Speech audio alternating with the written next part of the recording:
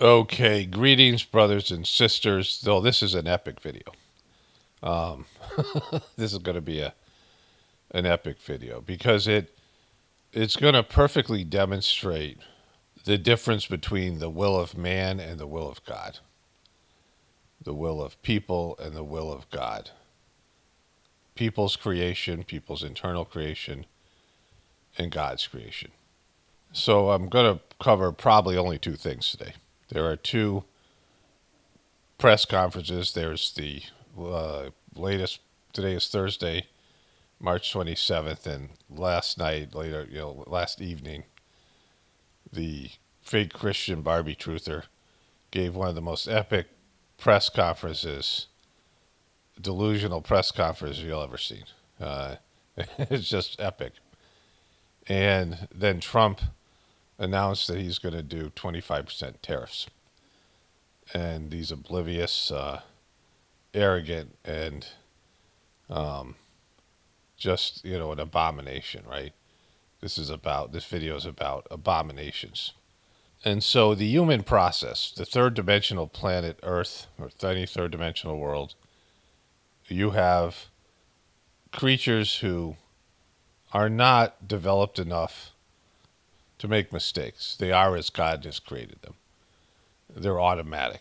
They do what they're supposed to do. The animals, they don't, for the most part, deviate from their purpose and what they're designed to do. Like, for example, there are hummingbirds that have learned that if they drill into the side of the flower, they can get better access to the nectar instead of going in through the flower itself, pollinating the flower and helping to propagate the flower that they need for other flowers, right? By doing it the right way, they are continuing their food source. But they have decided that they don't want to do that, right? And, in complete ignorance of the consequences of not, if all the hummingbirds and all the pollinators decide to kill the flower to get more of the nectar without pollinating it, and the flower didn't develop seeds, the flower species would die out, and their food source would disappear, and they would all die, right? So unaware of the consequences, right? So that's like an animal doing something like in a small way. Freedom of choice subverting God's will. But for the most part, animals just do what they're supposed to do. And even some lower level humans who don't really have much of the ability for abstract thought just do what they're designed to do for the most part. And if the system is pushing them to do things that are against God's will, abomination, it's not them willfully choosing to do so. They're just doing what they're supposed to do in terms of the government or the system or whatever. They're not making conscious choices. They're just trudging along and doing what they have to do to survive. But they're contributing to the abomination, right? And so God has given all of us the ability to choose to do the wrong thing. That there is the choice that God wants us to make. But we're not forced to make that choice. So there is the choice to support God's creation and to work for God and to fulfill our divine purpose. But we don't have to do that. We can say, fuck you, God.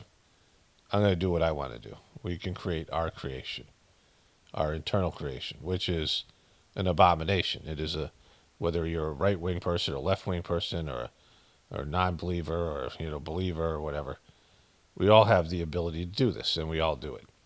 We all make decisions where we, at some level, know what God wants us to do and refuse to do it. We want to do something else. And so we create something that is abomination, something that goes away from God. And so when we do this, when we make a decision or a choice that goes away from the divine will and creates our own creation and our own internal creation, our own view of the universe, our own subjective universe, right? Our own, it becomes something manifest out in the world, but it's inside you. Like it's your belief system and what you think you are, and your, even if it's something like self-hatred or something where you're just a self-aggrandizement, your own egotistical view of the world and what it should be and how it should be. This is the idea of the devil, right? Where the devil was looking at God's creation saying, I could do better. I think I know more than you, God. Like, this is, what people are capable of. We have this idea that what we want and what we think it should be is better than what God has created. And it's not, right? There's all these contingencies. There's all these things that are involved in God's creation to have everything work and be harmonious. And there's all these systems. But when human beings try to do this, God is perfection, because God can't make individual choices. God can't deviate from the divine purpose. And so there's no mistakes. But we have the ability to make mistakes. We have the ability to do the wrong thing. And people will fight you on that. Like, people will fight themselves on that. Like, people are fighting for their ability to do the wrong thing in an obstinate way, even though there are divine forces working to correct your mistakes, to correct our bad decisions, right? So what you have is a person makes a wrong decision, and then you have a corrective action. And we create something. We, through our bad decisions, our wrong decisions. And that creation is then needing to be erased, because the creation is an abomination. The creation is away from the divine will and divine order, and it is disruptive and chaotic, and it is, harmful, and it is, ultimately a cancer. It's like, this is making cancerous decisions. Cancer is an example. Like, we think the cancer inside of us is an abomination, which it is. It's something that is working to kill the host, right? It's destroying the host. In that same way, we're a cancer on God's creation, and we're destroying the host with our wrong thinking, our thinking that our creation is somehow superior to God's creation. So it's a two-part process. You decide to do something that is not aligned with God's will.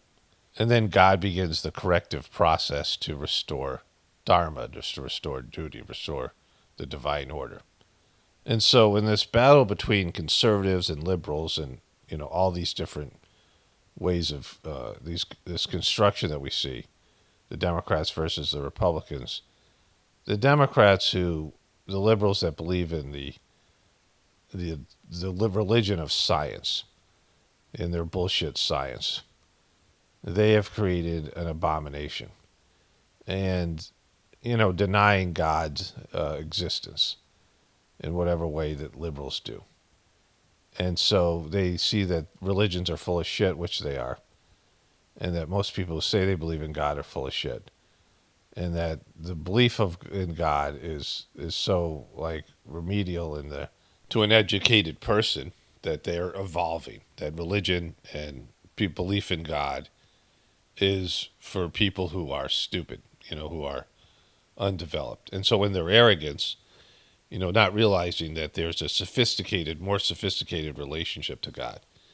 But they look at the lowest, dumb, binary thinking, double-digit IQ Christian, or whatever religious person they are, whatever religion and superstitions they believe in, that those people are underdeveloped. They're not as developed as we are, who don't believe in God. And we have science, and science is, provable, and it is for the smart people, and it's for logic. And us people who believe in science and believe in, human beings' evolutionary spirit, we're like the Cro-Magnon man, and they're the Neanderthals. We're evolving. We've evolved to a higher level of consciousness, and we see the world in a superior way to these people who believe in religion. And what we're doing, so they're separated from any sense of a divine order and that there's a divine plan, because they look at the lowest level of God worship and see that they're smarter than those people, which, in a way they are. I mean, an intellectual way, they certainly are. And so what their abomination is they think they're progressing and they're evolving. And this is, there's no higher authority. And so they're just out on their own, indulging in their own egotistical creations without any kind of sense of oversight. God being, the checks and balances. So they're creating this abomination, and God brings into the natural process. God doesn't consciously do this. Isn't like God is like, okay, let's take these motherfuckers down. It just happens automatically. When you make a mistake, when you do something against your soul's purpose and against God's will, corrective action is immediately and automatically in place. And it starts off as hints. It starts off as gentle, subtle hints saying, hey, look, asshole, you're going the wrong way. You're making a mistake. What you're doing is, abomination, and you need to go the other way. You have to correct your mistake here. You thought you were doing the right thing, but you're not. You're doing the wrong thing, and now you have to turn around and go back.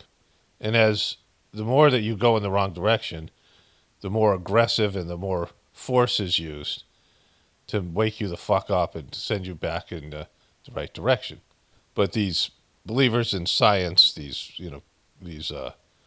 deniers of God, are, they believe there's just chaos, because if there's no plan, there's chaos. And so they don't see any of these things as divine signs. Whether it be abortion or whatever, the gender stuff that they're doing, like any of these liberal beliefs, they don't believe that there's any order to it, so it doesn't matter. Like they're evolving, their egos are evolving, and to whatever extent their egos are just running amok. So it seems like they're progressing because they're developing more and more complexities, and they see complexities as higher development. They see the more complex they get as a person, the more their own mental masturbation and their own mental creation and their own indulgence in their many neuroses, their neurotic behavior, their psychological depravity. They see that as some sort of evolution. They're creating more layers to themselves. They're more complex. They're thinking about themselves and analyzing themselves, and they go into they have 3 different therapists, and they're all this stuff that they're doing, and it's just they think it's like they're creating something. They're making something. They're evolving as an ego, as a creation, and it's far from that, right? And it all stems from they're convincing themselves that there's no God, there's no plan, there's no order to things.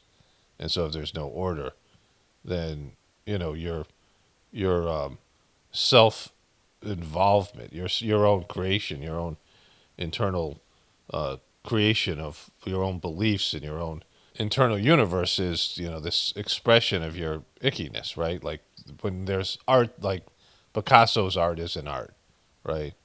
It's complex and it's an abomination. It's somebody who was abused sexually and twisted into an abomination, and then creates this abomination. It's not a reflection of God's beauty. It's ugly to look at, and but they value this. They make these they start valuing ugliness and destruction and death and all these things, like this idea of embracing a demon that doesn't exist because God doesn't exist. It's being a demon because the demon is the denial of God's existence. The devil is the denial of God's existence. And so then you have the conservative, the Christians, the Republicans, and the majority of them don't really understand what's going on with the liberals and the Democrats and these things, because their intellectual capacity isn't there. But they have been indoctrinated into a belief that whatever they do is God's will, right? And so, whatever they think is what God thinks. And this is where you see this with Trump, right? And so the distinction here is that, like the Christian Barbie truther, which I'll demonstrate here in a moment, these right-wing Republicans and Trumpers believe that God wants America to be safe, that God created America and God sent Trump to save America because, America is this divine creation, and therefore it will be saved, and God has to send a savior to save this country from these people who don't believe in God and these abominations, right? They can rightfully see that these liberals have created some sort of an abomination. They don't understand it. They don't understand where it comes from. They don't have the intellectual capacity to understand the complexities of the liberal intellect and the liberal self-indulgence. But they do see that the liberals are off the farm. And so they think that since God wants America to be saved and that the liberals are the ones that are making America go in the wrong direction, that if they get rid of the liberal beliefs, the democratic beliefs, that God therefore will emerge. The deep state will be put down and God's creation of America will flourish. Forgetting and not knowing these two principles, that we have our creation and there's God's creation. And our creation, as soon as our creation exists, there is a corrective action, which I said earlier. So they don't understand this principle, that when you create something, there is a corrective action to destroy that creation, to bring harmony and dharma back into existence, duty and devotion and these things. And so they don't understand that because they believe in this stuff like manifest destiny and things. It's just complete bullshit or horseshit, right? So pretty much nobody understands this part. This idea that my thoughts are God's thoughts, as opposed to God's thoughts are my thoughts, right? And there's a huge distinction there. And so it seems like the same thing, but it's not. That your thoughts are God's thoughts. Whatever I'm thinking is what's God's thinking. That's the narcissist. That's the ego. That's the ego creation, where a divine person, a saintly person, learns to discipline themselves and figure out what God wants and what God is thinking, or what God, the original thought, the original pure thought that is God, and learns to align their thoughts and their actions and their feelings and their beliefs with what God wants, right? What your soul wants. And so that's why there's so few saints, because the majority of people want to indulge in their own thoughts and then claim they're God's will and they're God's thoughts, right? And they're God's actions. And that's the problem with Christians and all religious people, because they start believing in their own bullshit and that their own bullshit is divine. Right? Like they believe that their egotistical creation is divine. Where the liberals are just like, fuck you, God, we don't even believe in you because religion sucks and these people are stupid. And so they're just off the farm doing their own thing.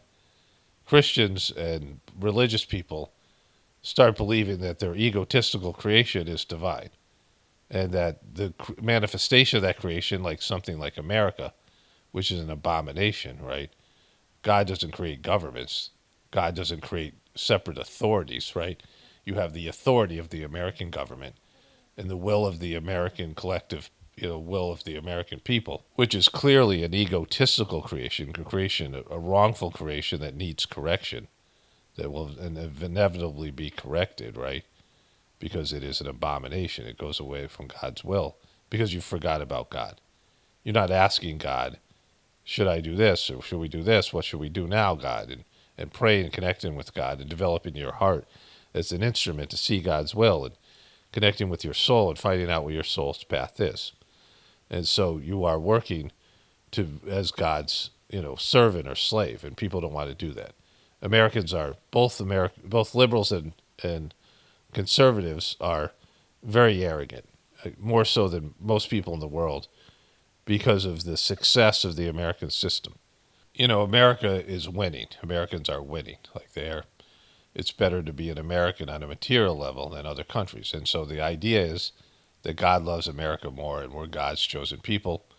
Whenever people start believing they're God's chosen people, they can do no wrong, and whatever they're doing is God's will.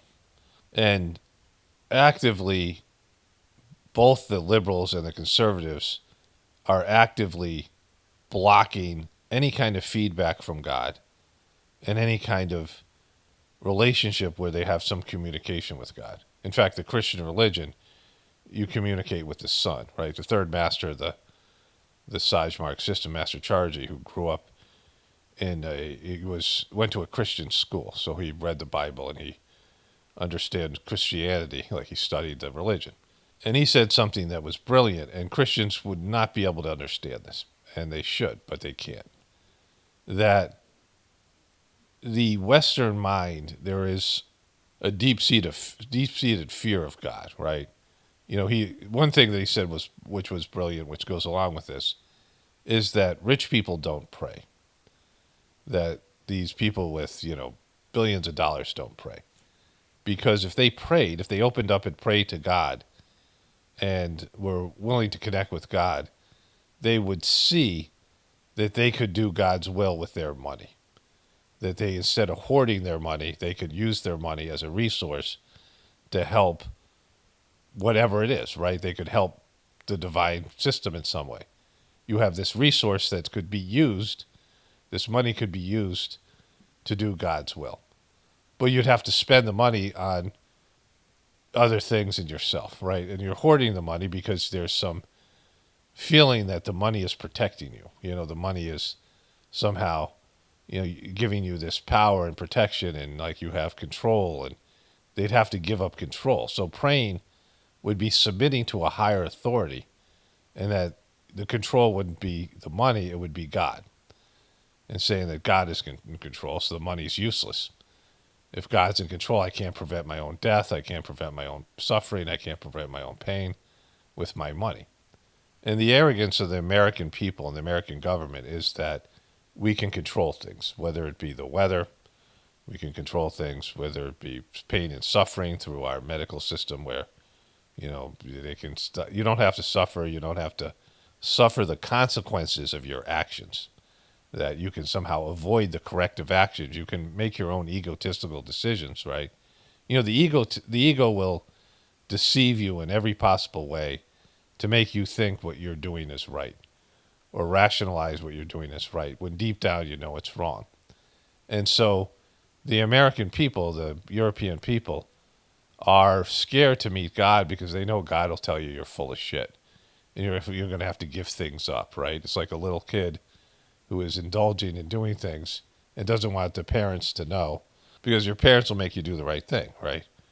And so you're doing the wrong thing and you know it, so you start hiding the stuff from your parents because you don't want to have to do the right thing.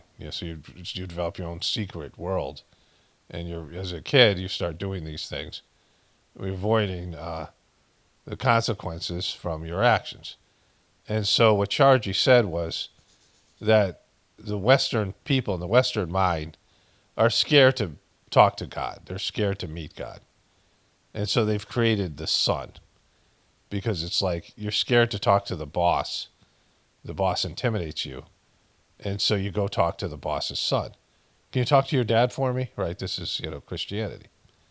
Jesus, can you talk to your dad for me? Because, I don't want to talk to him directly because, he's going to be pissed at me. But if you talk to him, maybe you can see it my way. Like you think you have a case to be made with God. Like you think your ego has convinced you to believe that God will see your point of view.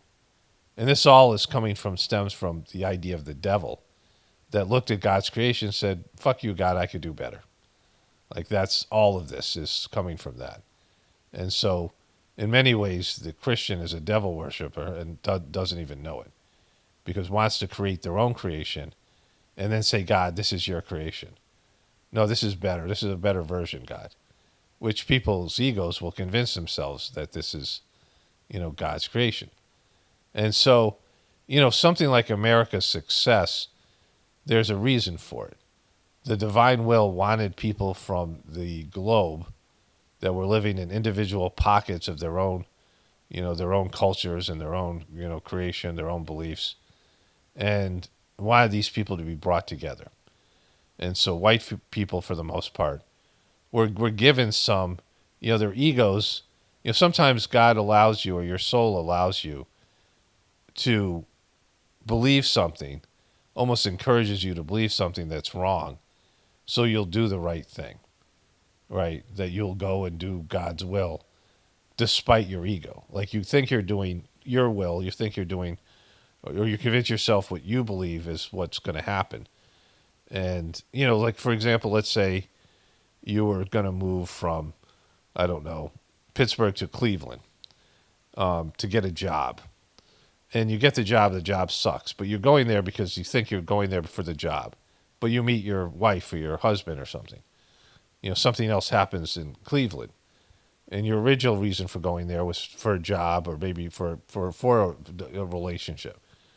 But something else happens, right? And so you had to move to this other place, but you couldn't hear God say, "Oh, go move to Cleveland." Like, you're not in communication with God where you just go move to Cleveland because God wants it. You have to have a reason, and your ego comes up with a reason, and oftentimes that reason isn't true. We've all experienced this, where we think we were lured to some place or something for one reason, our egotistical reason, but it's really because of our destiny and our whatever it is, right?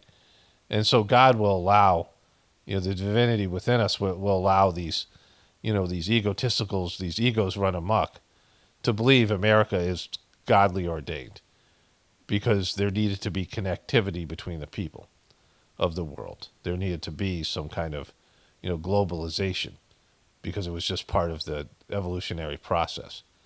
But it wasn't, if Christopher Columbus was backed by God for a little bit, the angels were looking out for him so that America would become America. And, but it didn't mean you had the right to go and kill all the Native American people. That was white people bullshit, right? It wasn't, it wasn't God's will. It was what people said, all right, we want this land now. Look at this gorgeous land. Let's kick these other people off of it. God didn't give you permission to do that, right? You just went and did that yourself, right? So this is, this idea of manifest destiny. Yes, God wanted the white people to go out and connect the world, but they didn't have to be dicks about it, right? That was their own egos.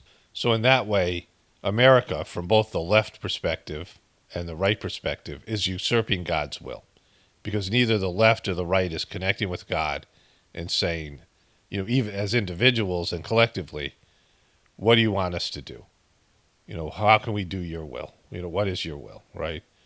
And actively working to correct our mistakes. And our mistakes could be thoughts, our beliefs, our internal worlds, and also our, what we're deciding and acting on in the world. We're just on our own, doing our own bullshit and ignoring God's will, ignoring the corrective actions that are all around us to restore Dharma, to restore divine will, to restore duty. And so both sides are fucked. Both sides are fucked in the head, right? And have created an abomination. And so we see here now with the Trumpers who have power, we saw the abomination, which was the Biden administration and all the things that, went with that. And their worldview and their manipulation and their, ignoring the signs to say, stop going in this fucking direction, right?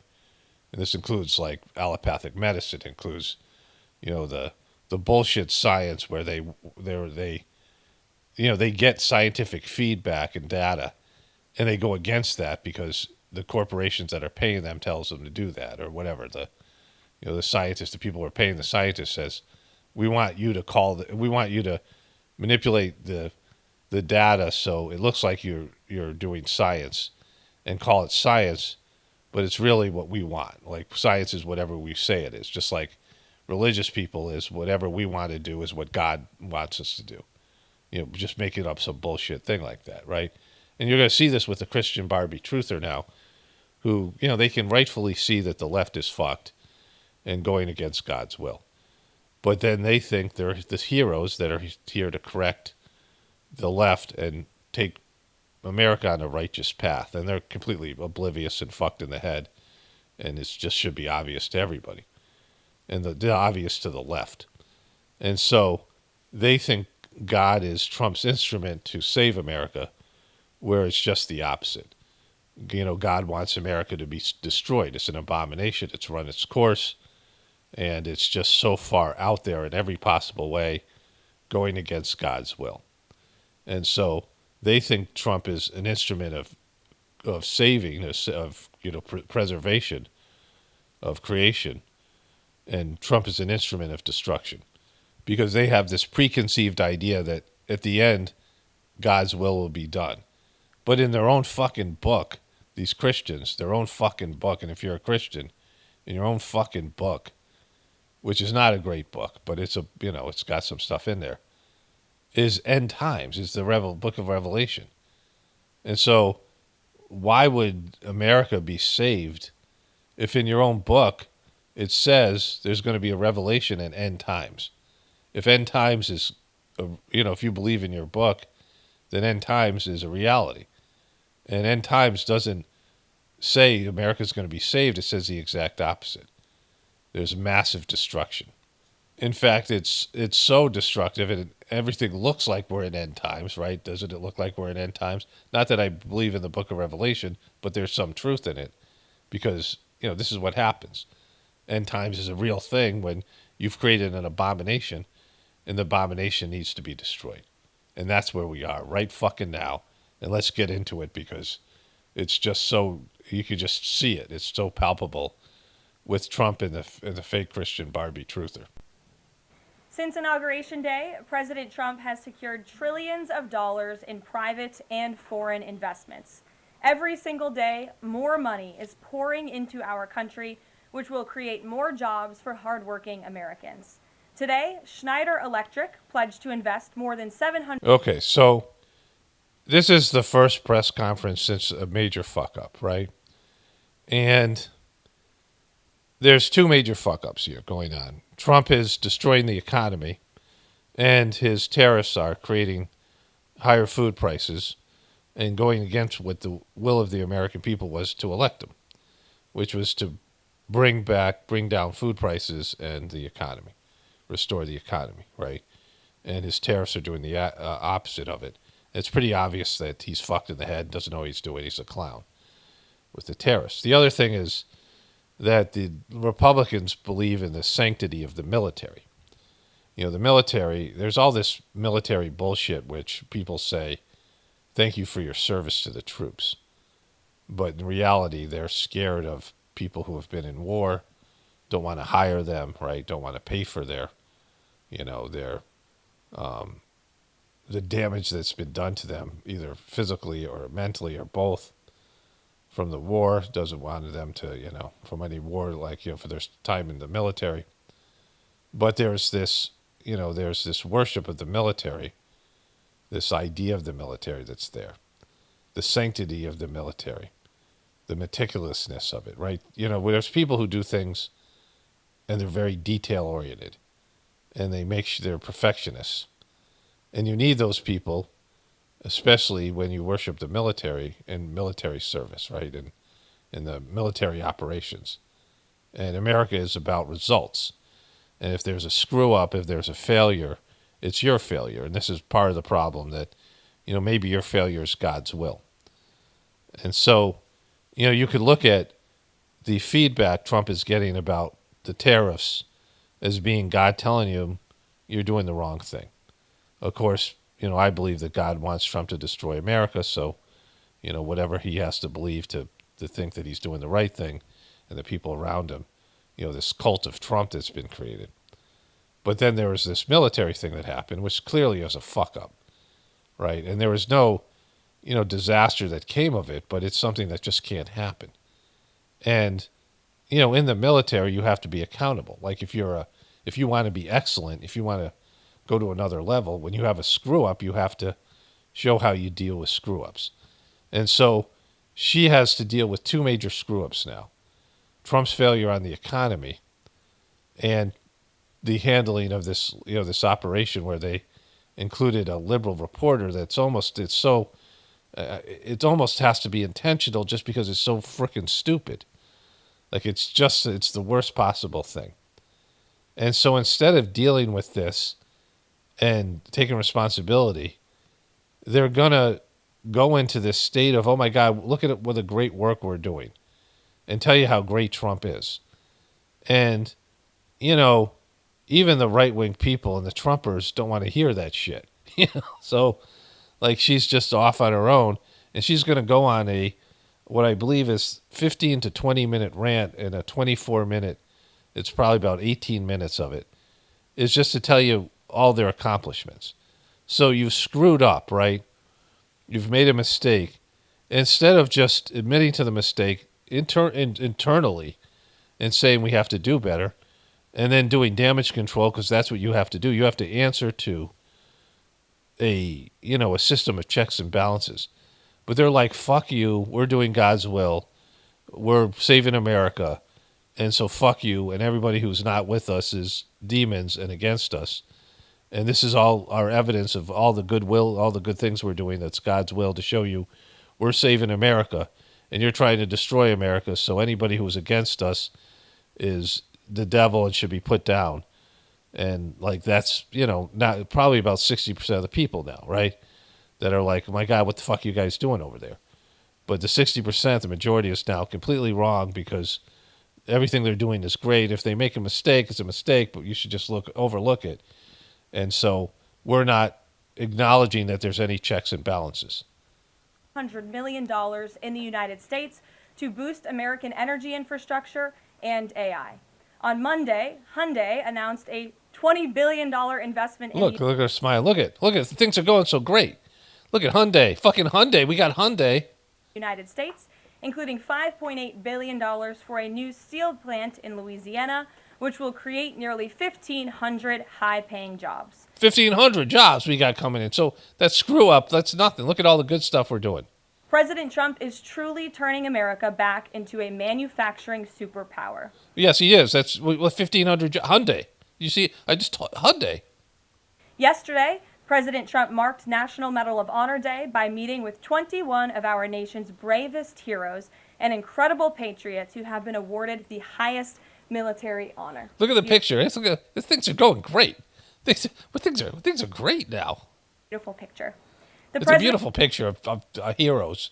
The president also signed a historic executive order to protect the integrity of American elections by strengthening voter citizenship verification and banning foreign nationals from interfering in U.S. elections. Boom. See? It's happening. That's all over. Trump is doing good work. He's like sprinkling God's dust all over the place. These are the common sense solutions that only Democrats could oppose.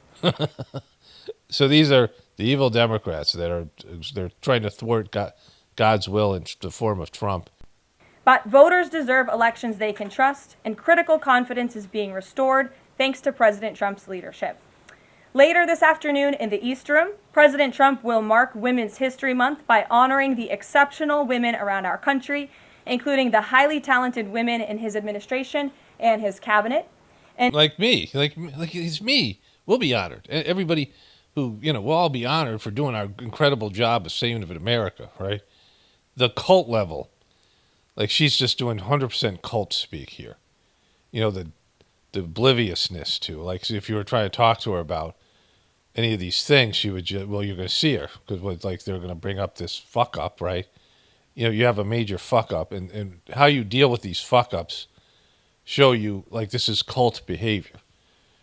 This fuck up is something you could easily just admit we fucked up, but they don't want to admit they fucked up because they're doing God's will. They're divinely mandated to save America, and Trump is God's instrument of making America great again and saving America, which is God's will, even though it goes against their fucking Bible and the whole end time stuff. And so the obliviousness, like just sitting there going, like just shielding yourself from reality, right? The feedback that God's giving you.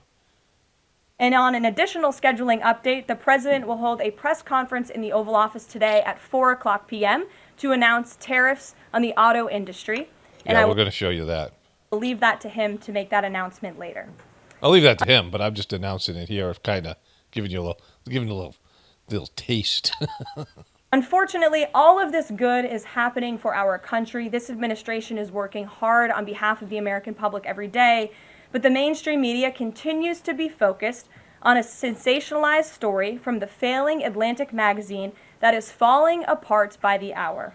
Falling apart by the hour. He just published. So I have a couple other things I'm going to show you. There's the audio recording of this story. And then there's Pete Hegseth. I'm going to show you Trump's tariffs, and in between that, I'll show you some of these other things. Pete Hegseth talked about this. But it's not falling apart. The story isn't falling apart because you guys mishandled information that should have not gone out to the public. And you brought somebody into a chat which shouldn't have happened. Like, it's a major fuck up on the mail that we all know, right? And they're just putting the information out there. The story isn't falling apart because he published the information that you guys gave him and included attack plans, right? Here are the facts. The National Security Advisor has taken responsibility for this matter. No, he didn't. I mean, he said, I take full responsibility. That means nothing. Those words mean nothing because he marinated it in, he coated it in, he covered it in the idea that there was some kind of conspiracy, that he doesn't know how the guy got on the chat, that the guy wasn't, he doesn't know the guy, he wasn't part of his contacts, and maybe it was that he floated the idea that he had somebody's contact information and the wrong phone number, but didn't confirm that or demonstrate that or show that factually. He just said that this was possible. And they're still looking into, which he's going to say here, Elon Musk is still looking into how this happened. And so there's no responsibility. You've taken zero responsibility. You're blaming the story. You're blaming the messenger. As bad as this guy is to you, and as bad as his reporting is, you included him on a chat, and he published the facts, and the facts are pretty brutal and condemning. The National Security Council immediately said, alongside the White House counsel's office, that they are looking into how a reporter's number was inadvertently added to this messaging thread. You know, and that's all that matters. The military means more to you as Republicans than it does to the Democrats. At least that's how it traditionally has been. And the sanctity of the military and sanctity of information. Now, if this had been Joe Biden, you guys would be going apeshit. And you'd have to admit that. Like, first you have to admit, okay, what would we be saying if it was Joe Biden? What would we be saying if the Democrats had made this kind of a blunder? And then, instead of minimizing it. So taking accountability would to understand the outrage and understand the nature of the political system where you are going after the Democrats at every turn, demonizing them, telling everybody what pieces of shit they are, just like you did in the beginning. And so when you fuck up, they're going in on you. There's so much hostility that you guys have both created. And there'd be acknowledgement of that. Like that would be all you're talking about. You wouldn't have to tell us how great you're doing, how great Trump is, how fucked up the left is, and take accountability to your massive fuck up. And then the fuck up after the fuck up, which is clearly worse. The cover up is always worse than the crime. And with your denial of the mistake and your going on the attack and the aggressive and having to tell everyone how great you are, like, is a holy shit moment. Like, it's like, how fucked up are you, right? Said all along that no classified material was sent on this messaging thread. There were no locations, no sources or methods revealed, and there were certainly no war plans discussed. Okay, so that's not true. We heard what was said, and they were talking about everything that was said. Like, this was, okay, you have just said some guy was inadvertently brought into a group that was clearly a secretive group. And what you said in that group was never supposed to go public. Everything that was said in that group was meant to stay private. And so you're acknowledging that. Everyone knows that. So that this was not you didn't just do this out in public for everyone to see. You didn't do it on YouTube. We had everybody on a live chat on YouTube because you didn't want people to see this. And you certainly wouldn't have done that. If you had done that, the Houthis would have or could have found out what you were doing and shot down those planes. And so you put these pilots at risk, which is your whole big deal, which is the military. And so that's a massive fuck up. Like, it isn't like, oh, there was just all non-classified information. This was all benign. It's not. You didn't want this fucking thing going out. You had to do damage control. This is why you have to answer to everybody. Like, the fact that you're even talking about it indicates that it's a fuck up. It's a problem. Like you guys were, it's no big deal. The Atlantic has even admitted this themselves. Their release of these internal messages validates the truth, which we have been saying all along. If this story proves anything, Okay, why do you think they released them if it made you look good? Right?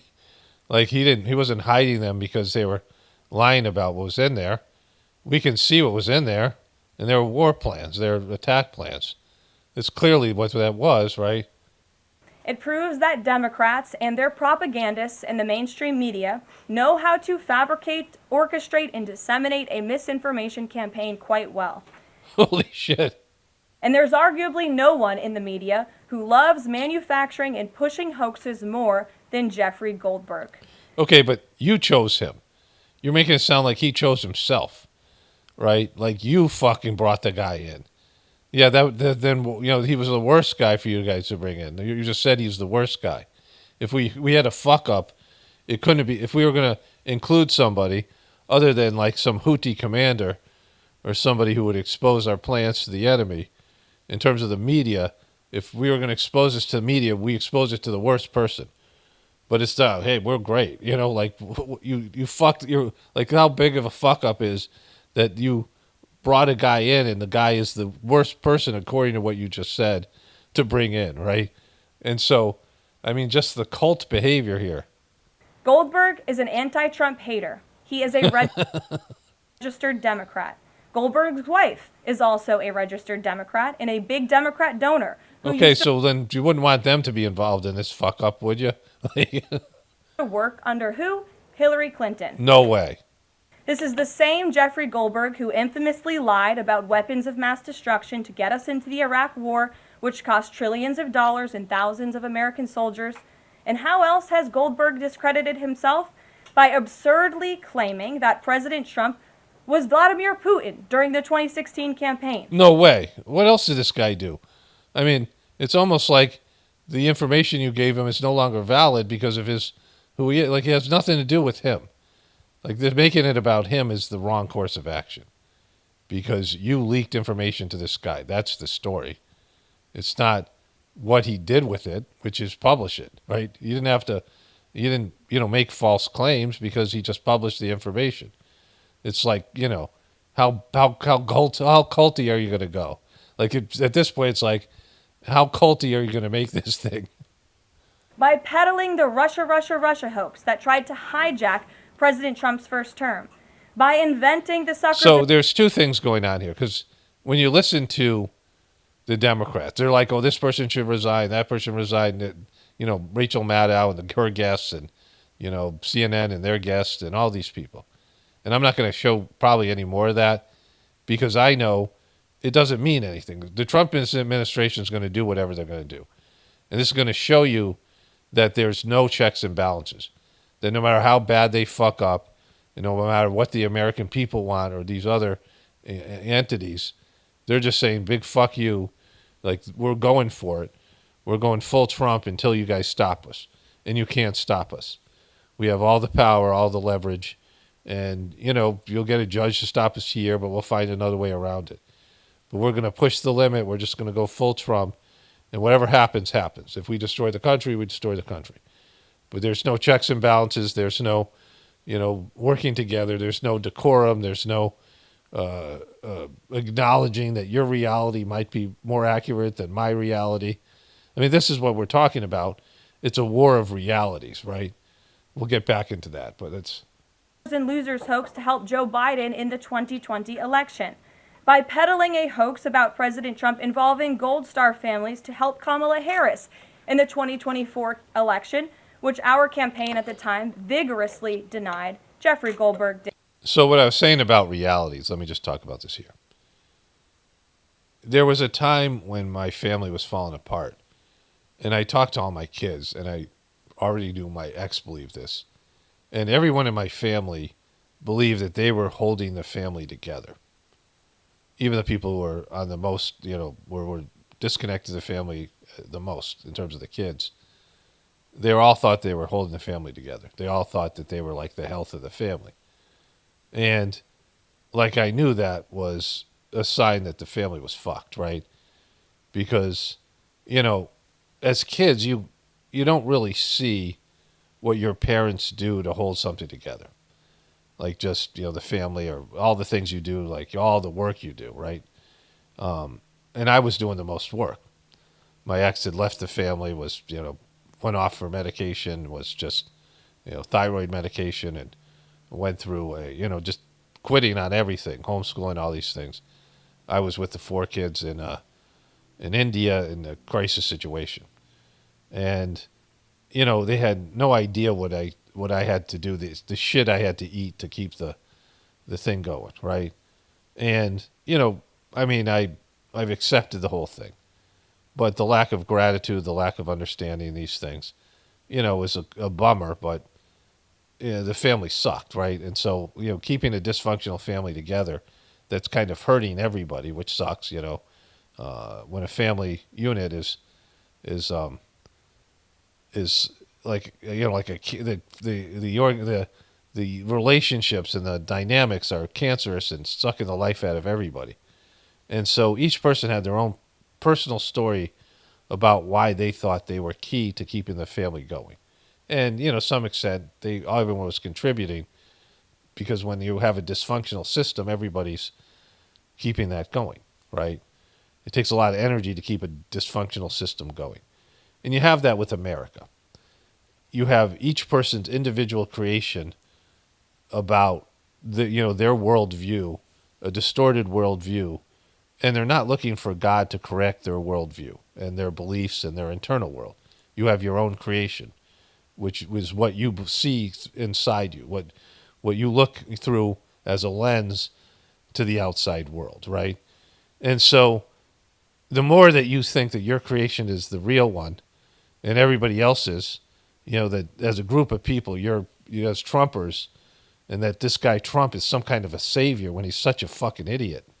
And it's just obviously narcissistic and self-involved. I mean, as much as you could be self-involved, selfish, and thinking that he's a savior, and that everyone who's against him is stopping him from, trying to prevent him from saving the world, and they're all demons. And that's what they believe. This is what she's saying, that you guys are all demons, and this guy who published this is a demon, but you leaked your story to a fucking demon, right? Like, even in your own world view, you're not taking responsibility. Like, why did you leak the story to a fucking demon? And somebody has to be accountable for that, because it's a major fuck up. If this guy's the worst reporter and you're listing everything he did wrong and all the times he's been wrong, this thing is he's right because he's just publishing what you guys sent him. Didn't care. There's more, but we don't have all day, and we can now add this signal hoax to this very long list. Signal hoax? Like, why is it a hoax? What are you talking about? You can say that the Democrats are exaggerating it or making a bigger deal than it actually is, but that's not the signal hoax. He's got the documents. It's not a hoax. You leaked it to him. Like, how is it a hoax? Now you've made all these other things. Like, maybe he wasn't wrong about these things, right? You can't call all these things hoaxes and, exaggerations and him getting things wrong and misreporting and doing a bad job and fake news and say the signal thing is the same thing because everything else he did is fake. That doesn't make sense. You guys leaked this. You already said that, you're trying to figure out how his name got in there, that his name was put into a chat it shouldn't have been, and nobody noticed it. There's multiple fuck-ups, and then information that was certainly, classified, and plans of this attack were leaked to this guy. Unintentionally. Somebody's got to be fucking fired. There has to be some kind of accountability, right? Okay, so let's listen to this. I just listened. I didn't listen to it yet till just this second ago. And they've put AI voices to this to the text thing, which it could be better because they're not. If they had used all the AI and technology available, they could have put the actual voice of the people, but they didn't do that. But it's still probably going to be funny. Seth with us as well. Secretary of State Marco Rubio, Director of National Intelligence Tulsi Gabbard, CIA Director John Ratcliffe, White House Deputy Chief of Staff Stephen Miller, White House Chief of Staff Susie Wiles, and Middle East Special Envoy Steve Witkoff. Team. Establishing a principals group for coordination on Houthis, particularly for over the next 72 hours. My deputy Alex Wong is pulling together a tiger team at deputies/agency chief. Tiger team. Like fucking tiger. You guys are tigers. They're a tiger team. Chief of Staff level, following up from the meeting in the sit room this morning for action items, and we'll be sending that out later this evening. Please provide the best staff POC from your team for us to coordinate with over the next couple days and over the weekend. Thanks. Mike Needham for State. Andy Baker for VP. Joe Kent for DNI. Dan Katz for Treasury. Dan Caldwell for DOD. Brian McCormick for NSC. It'd be great if they did the actual voices, but still. It's good. It could be better. Team, you should have a statement of conclusions with taskings per the President's guidance this morning. See, these people's voices are much worse. Like the AI sounds more reasonable and not as dickish, right? In your high side inboxes. State and DoD, we developed suggested notification lists for regional allies and partners. Joint Staff is sending this AM a more specific sequence of events in the coming days, and we will work with DoD to ensure COS, OVP, and POTUS are briefed. Team, I am out for the day doing an economic event in Michigan, but I think we are making a mistake. 3% of U.S. trade runs through the Suez. 40% of European trade does. There is a real risk that the public doesn't understand this, or why it's necessary. The strongest reason to do this is, as POTUS said, to send a message. So that's the only reason. The biggest reason is to send a message. It's not critical. They're sending a message. Like, this is performative, right? I mean, he's saying this is performative. They don't want this shit out there. J.D. Vance, you think he wants it out in public? And maybe he doesn't even want Trump to hear this, that Trump is saying this is performative, right? But I am not sure the president is aware how inconsistent this is with his message on Europe right now. Well, so that's like saying the president's clueless. I'm not sure he's that aware of this. Well, you should probably go talk to him, right? And say that. Are you aware of what's going on with this? There's a further risk that we see a moderate to severe spike in oil prices. I am willing to support the consensus of the team and keep these concerns to myself. But there is a strong argument for delaying this a month, doing the messaging work on why this matters, seeing where the economy is, etc. Okay, so they end up doing it. So he said there's a strong case for delaying it, right? And Trump isn't involved in this decision. Like he said, I want something done. I want some kind of action on the Houthis. That's probably what he said. Like, let's do something to the Houthis. And, you know, there's whatever it is. And then this guy. There is nothing time-sensitive driving the timeline. We'll have the exact same options in a month. The Israelis will likely take strikes and therefore ask us for more support to replenish whatever they use against the Houthis. But that's a minor factor. I will send you the unclassed data we pulled on BAM shipping. From CIA perspective, we are mobilizing assets to support now, but a delay would not negatively impact us, and additional time would be used to identify better starting points for coverage on Houthi leadership. Okay, so everybody's saying they could delay it, which is weird because they're going to do it anyway. So they're having this conversation, and everything that they're saying here, and he's going to say it as well. VP, I understand your concerns and fully support you raising with POTUS. Important considerations, most of which are tough to know how they play out. Economy. Doesn't sound like this would be Pete Cakes' choice of voices. Ukraine, peace, Gaza, etc. I think messaging is going to be tough no matter what. Nobody knows who the Houthis are, which is why we would need to stay focused on 1. Biden failed, and 2. Iran funded. Waiting a few weeks or a month does not fundamentally change the calculus. 2 immediate risks on waiting. 1. This leaks, and we look indecisive. Well, that's already going to happen. It's happening right now, bro. 2. Israel takes an action first, or Gaza ceasefire falls apart, and we don't get to start this on our own terms. We can manage both. We are prepared to execute, and if I had final go or no-go vote, I believe we should. This, not about the Houthis. I see it as 2 things. 1. Restoring freedom of navigation, a core national interest. So it's not about the Houthis. And all he talks about how he said, I wouldn't want to be one of these Houthis. And, you know, when he was talking at press conference or whatever he's doing at the airport, it would be a bad day to be a Houthi. I'm glad I'm not a Houthi. I'm glad I'm not a bullfish either. Interest. And 2, reestablish deterrence, which Biden cratered. But we can easily pause. And if we do, I will do all we can to enforce 100% OPSEC. I welcome other thoughts. Okay, so 100% operational security. So, like he's saying, there's needs to be operational security, which would include this fucking conversation more than anything else. This conversation represents not having operational security. And so everything the fake Christian Barbie is saying is bullshit because they needed operational security, which they didn't have because there's the worst guy that they're saying has been put in the place of, is there getting this information. The trade figures we have are 15% of global and 30% of container. It's difficult to break that down to U.S. specific because much of the container, either going through the Red Sea still or around the Cape of Good Hope, are components going to Europe that turns into manufactured goods for transatlantic trade to the United States. Whether we pull the plug or not today, European navies... So they didn't have to, right? Like they're bombing people and killing civilians, taking a military action.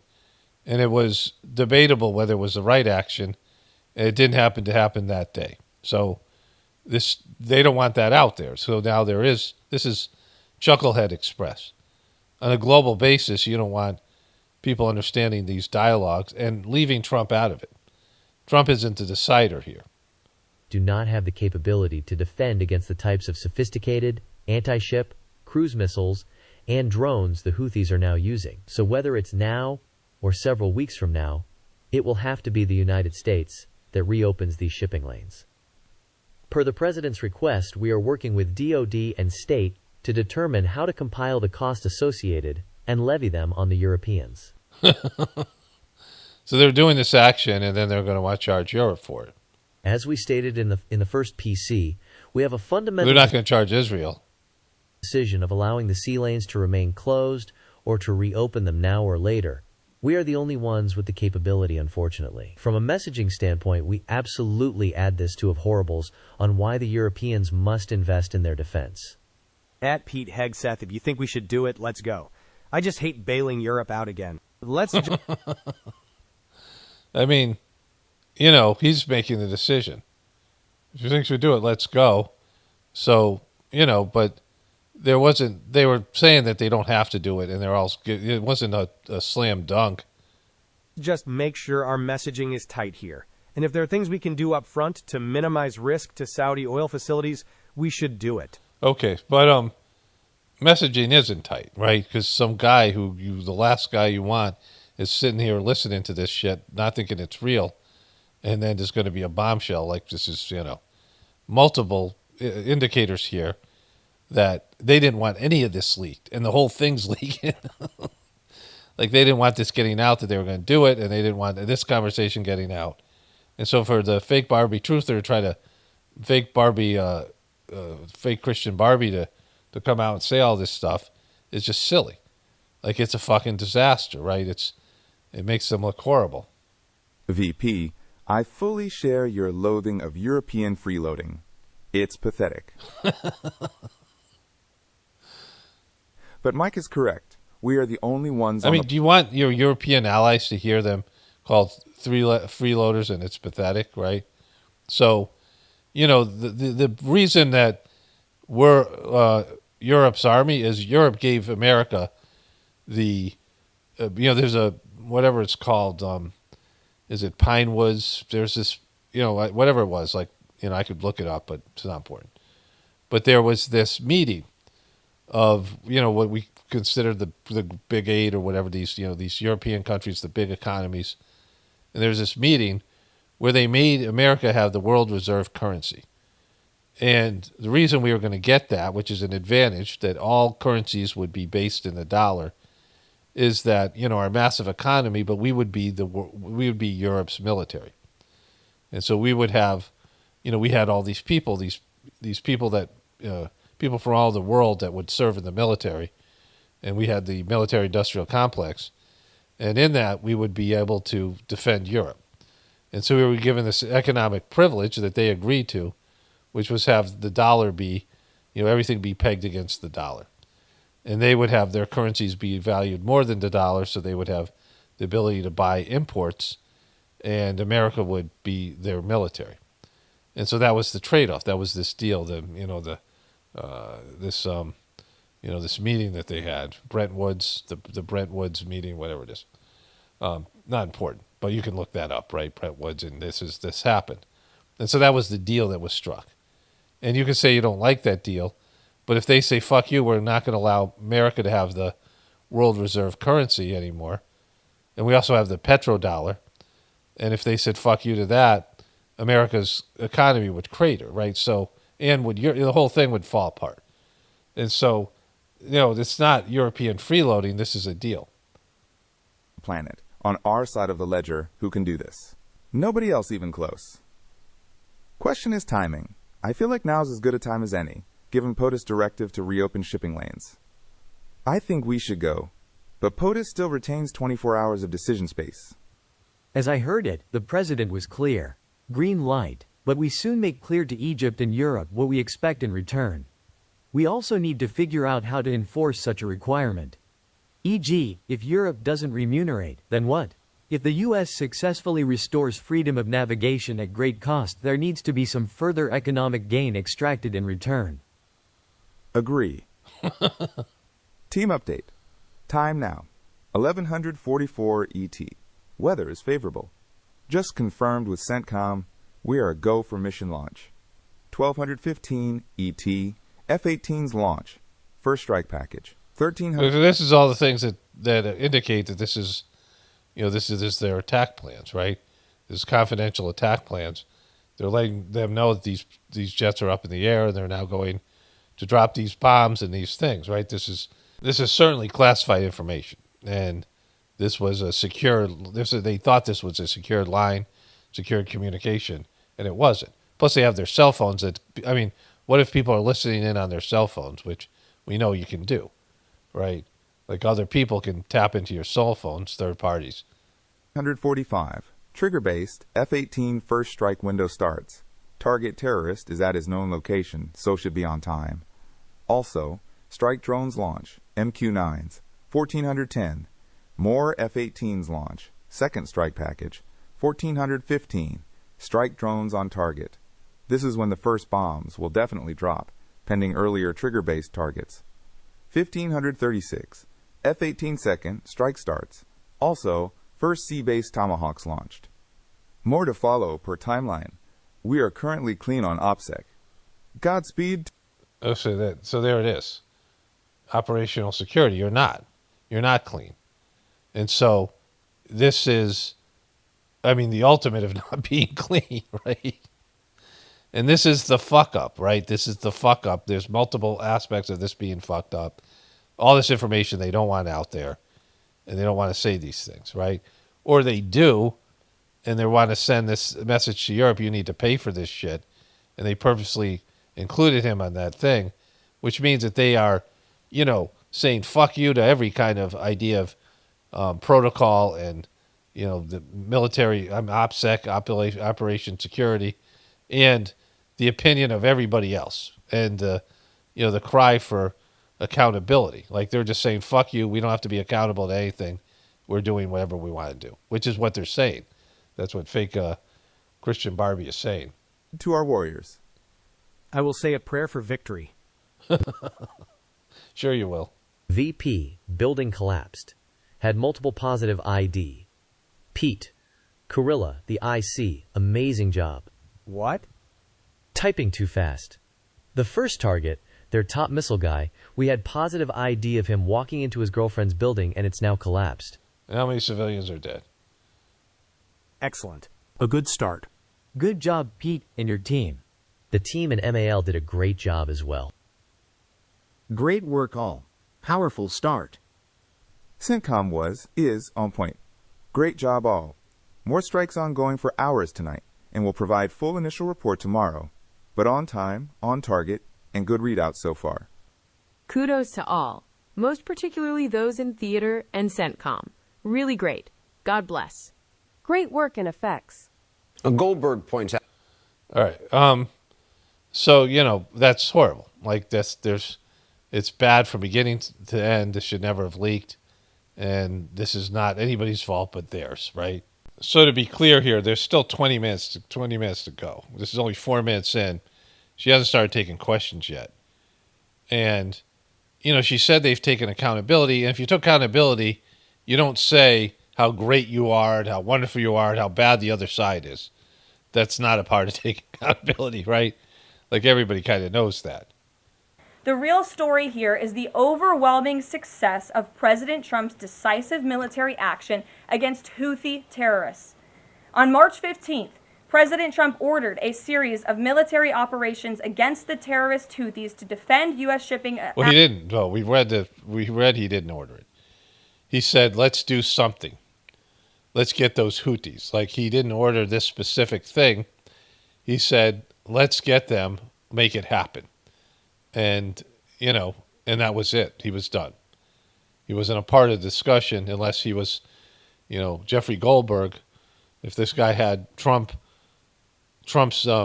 contact information under Jeffrey Goldberg. But does Trump even have a cell phone? Does he have a way to be a part of this group? Like, how does Trump, And so Trump didn't order this thing. He ordered something. Assets in the Red Sea, restore freedom of navigation for international shipping, and defend the United States from enemy threats. Okay, so this wasn't about that at all because we just heard it. Like, you're lying about what this was about. This was about Israel and it was about Europe. It wasn't so much about America. And it was to send a message. United States forces successfully struck dozens of targets across Houthi-controlled territory. How many civilians? And as a result of these actions, several Houthi leaders were killed, including the Houthi drone chief, his deputy, and several of their drone experts and other key leaders. We got their droners. We also destroyed command and controlled facilities, weapons manufacturing facilities, and advanced weapons storage locations. And it's important to remember why this powerful action took place in the first place. Because of Joe Biden's incompetence. Holy shit, right? Like, what I was trying to say about the Democrats, but I don't think I completed my thought. But I'm not showing you what the liberals and Democrats are saying. Oh, this person should resign. They both should resign, all this stuff. Because they have no bearing on the outcome. It's like me saying anything. No one's listening to me. They're not listening to me. They're not listening to you. And so talking about it in terms of, yeah, of course they should resign. But that isn't going to affect Trump's decision. Like, what's going to make Trump force these guys to resign? Like, who could do that? Like, what group of people, Republican insiders, MAGA people, protests? I mean, what would make people, polling that said, you gotta give the people a head because you haven't taken responsibility. I don't think they're going to make anybody resign. And so the Democrats and the liberal media have no bearing on any outcome. They're just bullshitting, right? Which is, what the Republicans were doing when Biden was in charge.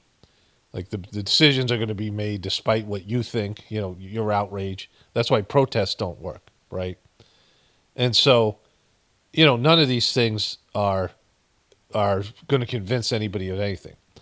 Now, she's certainly not speaking to anybody but her, dumbass base of the Trumpers. She's trying to, this is her reading these things and her coming up with this bizarre message is for one group of people because no one else is buying into her bullshit, right? And she's like, you guys don't matter. Like, that's what she's saying. You guys, Democrats and liberals and anybody who disagrees with us doesn't matter. This is just for the people that are loyal to Trump, and if you're not loyal to Trump, fuck you. And so that's the end of democracy, right? Not that we had a democracy before, but now they're just like, well, we don't have a democracy, right? We don't have any kind of checks and balances. We're going to do whatever the fuck we want, and we're not taking responsibility for any of it. If you don't like it, you suck, and this is why you suck, and this is why we're great. And this is going to be the rhetoric for the next 4 years until something stops Trump or whatever.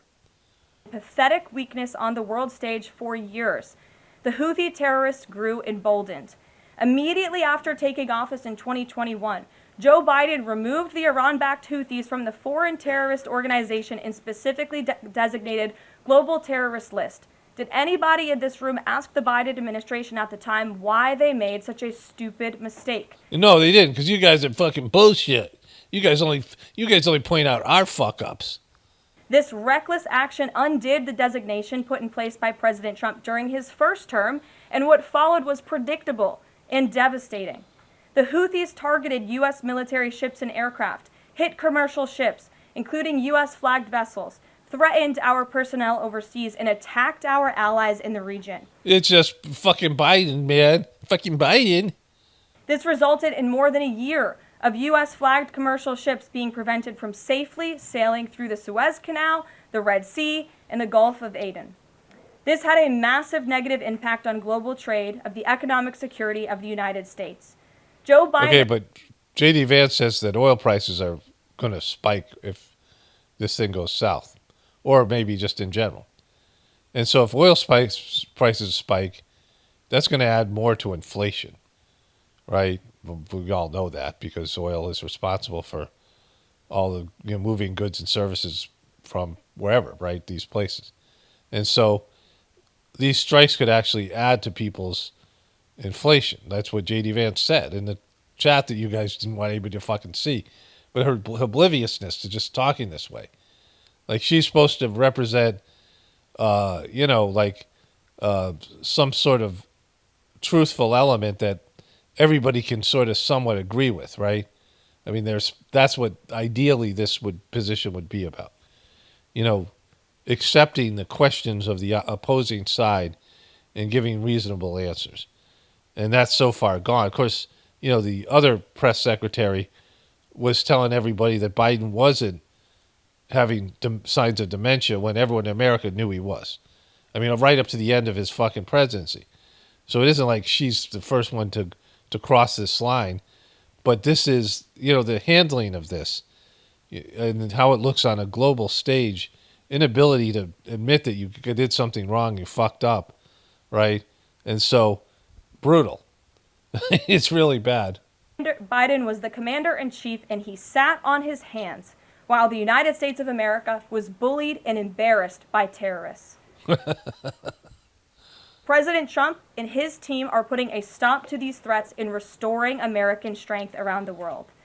The Trump peace through strength approach means no terrorist force will stop American commercial and naval vessels from freely sailing the waterways of the world.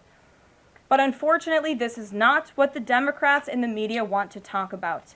They are focused on a coordinated campaign to try and sow chaos in this White House. And this... Okay, so you're denying that this would be a story the Republicans and Fox News would focus on if Joe Biden had done it? Like, it's fucking silly. You leaked classified information if Biden had done this. I mean, Trump is making shit up about Biden. You're making shit up about what Biden did or didn't do. And so if he actually did this, I mean, God, think about the level of how many times Trump would bring this up, right? You want them to let it go. You want them to focus on the wonderful work you're doing, which is silly because, we live in a completely polarized system right now.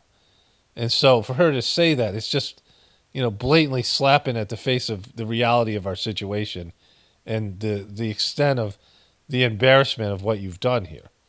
It's a complete failure. And everything else that you've done, the Houthi strikes were a while ago. Like, that's not even news anymore. And so the strikes themselves isn't like, oh, let's go back and revisit the wonderful job that we did. The story that everyone's concerned about is this fucking story. And so don't pretend like this is, you live in some kind of a world where people would be like, oh, you fucked up, but let's review your successes. We live in a blame. I mean, our media just blames people, athletes, celebrities, normal everyday people. We live in a finger-pointing, blaming fucking society where media and social media is always blaming, and you're fucking getting blamed right now because you fucked up. By your own definition, you fucked up because you said the guy took responsibility for the fuck-up, which he didn't, but he wouldn't have to do that if there wasn't a fuck-up, which there was.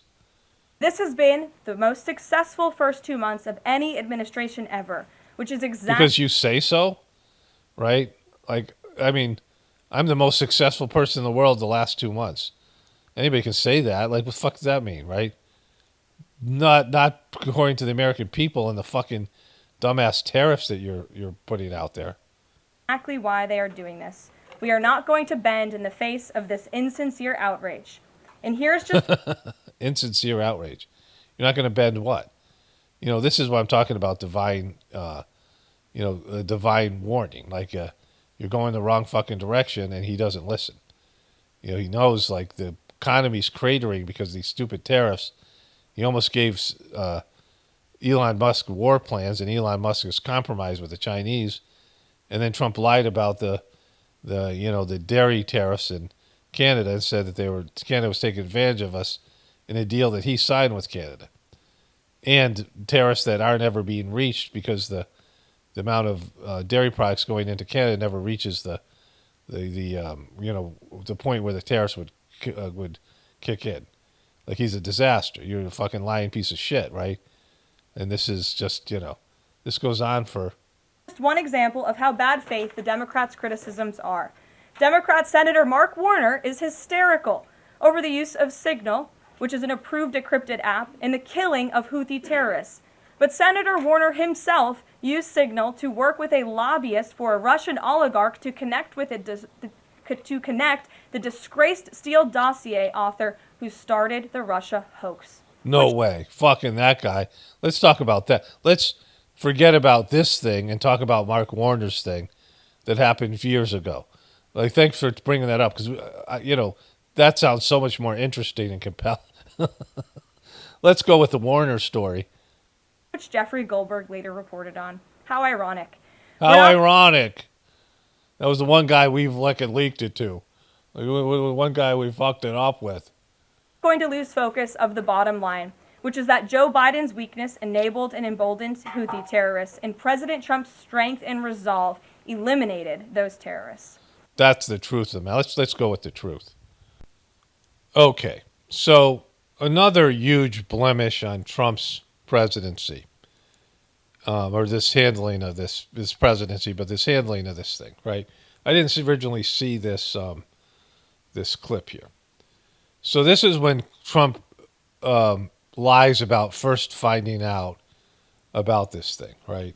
The story in The Atlantic that said that some of your top cabinet officials and aides had been discussing very sensitive material through Signal and included an Atlantic reporter for that. What is your response to that? I don't know anything about it. I'm not a big fan of The Atlantic. To me, it's a magazine that's going out of business. I think it's not much of a magazine, but I know nothing about it. You're saying that they had what? Okay, so this story has been published, and it's already big news, right? Because the story has been published, and Trump is out there. Now, he's either out there with his dick in his head, like they didn't tell him about this because they're scared to tell him. I mean, that would be the only explanation, because you never want to be unprepared for a question of this nature, because your response could be disastrous, right? But they did tell him. You can tell they told him because he already had that oh, fuck the Atlantic, they suck thing ready to go, right? You could hear him say that. So that's, let's watch that again here. Had been discussing very sensitive material through Signal and included an Atlantic reporter for that. What is your response to that? I don't know anything about it. I'm not a big fan of The Atlantic. To me, it's a magazine that's going out of business. I think it's not much of a magazine, but I know nothing about it. You're saying that they had what? Okay, so there would be a complete lack of professionalism, which, could exist because they don't have it, to not tell this guy ahead of time, you're going to ask this question, we got to come up with a fucking cover story. And Trump, more than anything else, is a guy who understands the criminal mentality, let's get our story straight. As a liar, as a professional liar and grifter, let's get our story straight. Like, he's clear on that, right? There's people, and, they come out all with the same story, which Trump is starting here, is that the Atlantic sucks. His first response is, how can you take that seriously? The Atlantic is a fake news organization that's going out of business, so they're desperate, so they're going to print fucking lies. So, that was, all right, just say that, but say you don't know what it is so you don't have to respond to it yet, because let's see how, it's early on in the process where we don't know how everyone's going to react. And so you don't want to be out there with giving some sort, like I didn't see this clip, right? Because they weren't using this clip as anything. I mean, it was probably out there the first day, and then it disappeared with other clips, with Hegseth saying what he said and these other things. So, give yourself plausible deniability, shit all over the Atlantic, pretend you don't know. This is play number one. Or they didn't tell him, and he's out there with his dick in his hand like a moron, and he's being, unprepared for something that's pretty going to be a big story. They were using Signal to coordinate on sensitive materials and having to do with what? Having to do with what? What were they talking about? With the Houthis. The Houthis? You mean the attack on the Houthis? Well, it couldn't have been very effective because the attack was very effective. I can tell you that. This is the second talking point here. I don't know anything about it. You're telling me about it for the first time. Anybody else? So boom. So he's getting away from it, right? And so that's all lies. It's bullshit. The first phase was, either they didn't tell him about it, which would be criminal negligence and fireable offense because he shouldn't be out there with this bombshell story that he's definitely going to be asked about, or they told him about it and this was their plan, which I would say, 90% it's the second. There's like 10% chance because of how incompetent they are that they didn't tell him, but I doubt that's the case. So let's get back to the fake Christian Barbie truther here. Here in our new media seat today, we have Lindsay Keith. She is the managing editor for Merit TV, and okay, we don't need any of this stuff. Is the most secure and efficient way to wait here, go back here. Here it is. Situation, and so his thoughts on this remain the same today. He has placed. Go back a little bit, just a little. Oh, here we go. No, I will tackle this story. I will discuss it. The people need to hear from me about this situation, and so his thoughts on this remain the same today. He has placed great trust in his national security team. And as for the usage of Signal, as the president said yesterday, as the CIA director has testified under oath, this is an approved app. It's an encrypted app. The Department of Defense, the Department of State, the CIA has it loaded onto government phones because it is the most secure and efficient way to communicate. As for, again... So, they're already caught in, there's no accountability and they're shameless. That's the problem. I was talking about this with my wife. I've said this recently here. Bill Clinton got caught banging an intern in really weird, just an icky story, right? The whole, all of it, her dress, all these things. And it was on his job in the Oval Office, desecrating this sacred space where the Oval Office, the office of the president, not for me, but for Americans. I don't give a shit, right? Because, they're all seedy, shitty, frickin', it's all a lie, right? It's all performative. So I don't care. It's not sacred to me. But to so many Americans, especially back then, him doing that and getting caught, saying to the Republicans, and then lying about it. He lied about the definition of is. He perjured himself. And so it was way worse than Watergate. In fact, Nixon didn't even know about what Watergate was. He wasn't involved in that. So Watergate went on for months. I knew about it as a kid, years. And it was like this big scandal. And eventually Nixon was forced to resign by his own people, his own party. But Bill Clinton got caught doing something far worse and then got caught perjuring himself and lying about it. And he was impeached. And he should have resigned, but he just said, fuck you, I'm not doing it. I said this about Jimmy Kimmel's. Jimmy Kimmel's got caught using blackface for Oprah Winfrey and fat shaming her and Karl Malone and doing these impressions of them. And then all the womanizing stuff he did on the Man Show. Around the time they were canceling everybody, and he just went on vacation for 3 months. He came back, everyone forgot about what he was accused of, or that it even happened. And so we had these people who got Me Too'd, people who admitted to what they did, like Louis C.K., who his stuff was far less severe than some of these other people, like Woody Allen, who married his daughter, right? And so Woody Allen doesn't get canceled, but Louis C.K. does, right? You have these various people, and the admission of doing wrong actually hurts you. If you just keep with your rhetoric and repeat the same lies over and over again, they'll move on to something else because stories just don't stick. In fact, Morning Joe, I went to eat breakfast, and Morning Joe was covering the opening day of fucking baseball that no one gives a shit about. They did 15 minutes. I couldn't believe it. They have this big moment, and they're talking about fucking baseball, the opening day of baseball. Like, what the fuck are you doing? The story's already passed us by. It's only Thursday. This video won't be out till Saturday. I mean, this video is about the collapse of the system, American system, and how they're blatantly telling you there's no more accountability, there's no more, working together, there's no any of these things. It's just everything's a big fuck you. Like, we now live in a time of governmental fuck you to everybody. We're doing what we're going to do, and fuck you to anybody who's not with us. And only if we're forced to do something or to stop doing something will we stop doing it or do it. And so that's, it's beyond any sort of sense of there's no shame, there's no decorum, right? Because in reality, she's saying here, this is the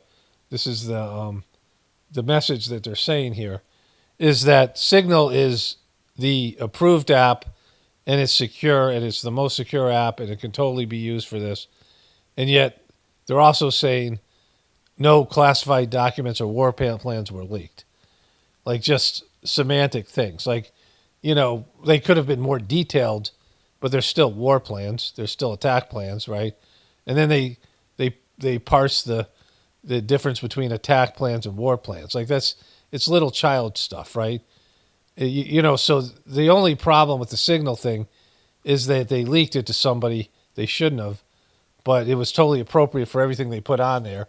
But by the way, it wasn't classified. It's just the safest app, but by the way, it wasn't classified anyway. And so, he said that they had operational security, and he didn't.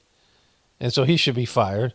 And the guy who, included this journalist in there should be fired, and this whole thing should be re-looked at. But they're not going to change anything. No one's going to get fired, and they never do anything wrong. And why aren't you guys with us? Because we're doing so many good things. We're making America great again, and you're not with it, so you guys are all horrible. We're the good guys, you're the bad guys. It's us against the world, right? And literally it's them against the world, because the world's like, fuck you now. Like, everybody is, like, Trump is on notice from everybody, right? The original situation in this messaging thread, the National Security Council, the White House counsel's office continues to look in to how this mistake, which the National Security Advisor has owned, occurred. Okay, just because he said I take responsibility doesn't mean he takes responsibility. Saying I take responsibility doesn't, that's just fucking bullshit, right? Take responsibility, quit, resign, and all of these things, right? It's just silly. And so you're not taking responsibility by having a 24-minute press conference where the only thing you said is you just admitted that how this mistake occurred. You guys made a fucking mistake. And so that whole thing could take 2 minutes. We made a mistake. We don't know how we made it. We're going to correct it. We're looking at everything. We're going to make sure this never happens again. It's nobody else's fault but ours. It's not the journalist's fault. It's not the liberal media's fault. It's not Joe Biden's fault. It's 100% our fault. We fucked up. We're going to fix it. We're going to hold people accountable who made this mistake, and we'll go forward and never do this again. Like, that's all you had to say. It takes a minute to say that. You didn't say any of that. Like, it's just all this other, it's draped in your sanctimonious, how victim consciousness. Oh, we're so doing so great. And it's ironic you guys are so concerned with this, but not how great the operation went and all this other fucking patriotic, fake patriotic bullshit.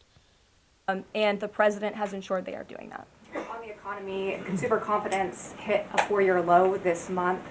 Can you help explain to the American people how tariffs will help them in the long run? Yeah, absolutely, and I'm grateful for the question.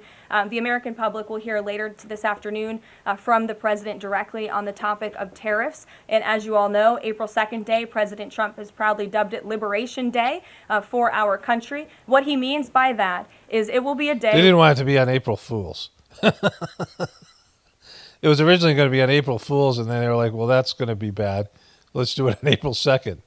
where the United States of America will no longer be ripped off by nations around this world. It will be a day where Americans finally see free and fair trade practices restored. We are no longer going to allow our allies, our competitors, and our adversaries to take advantage of American workers.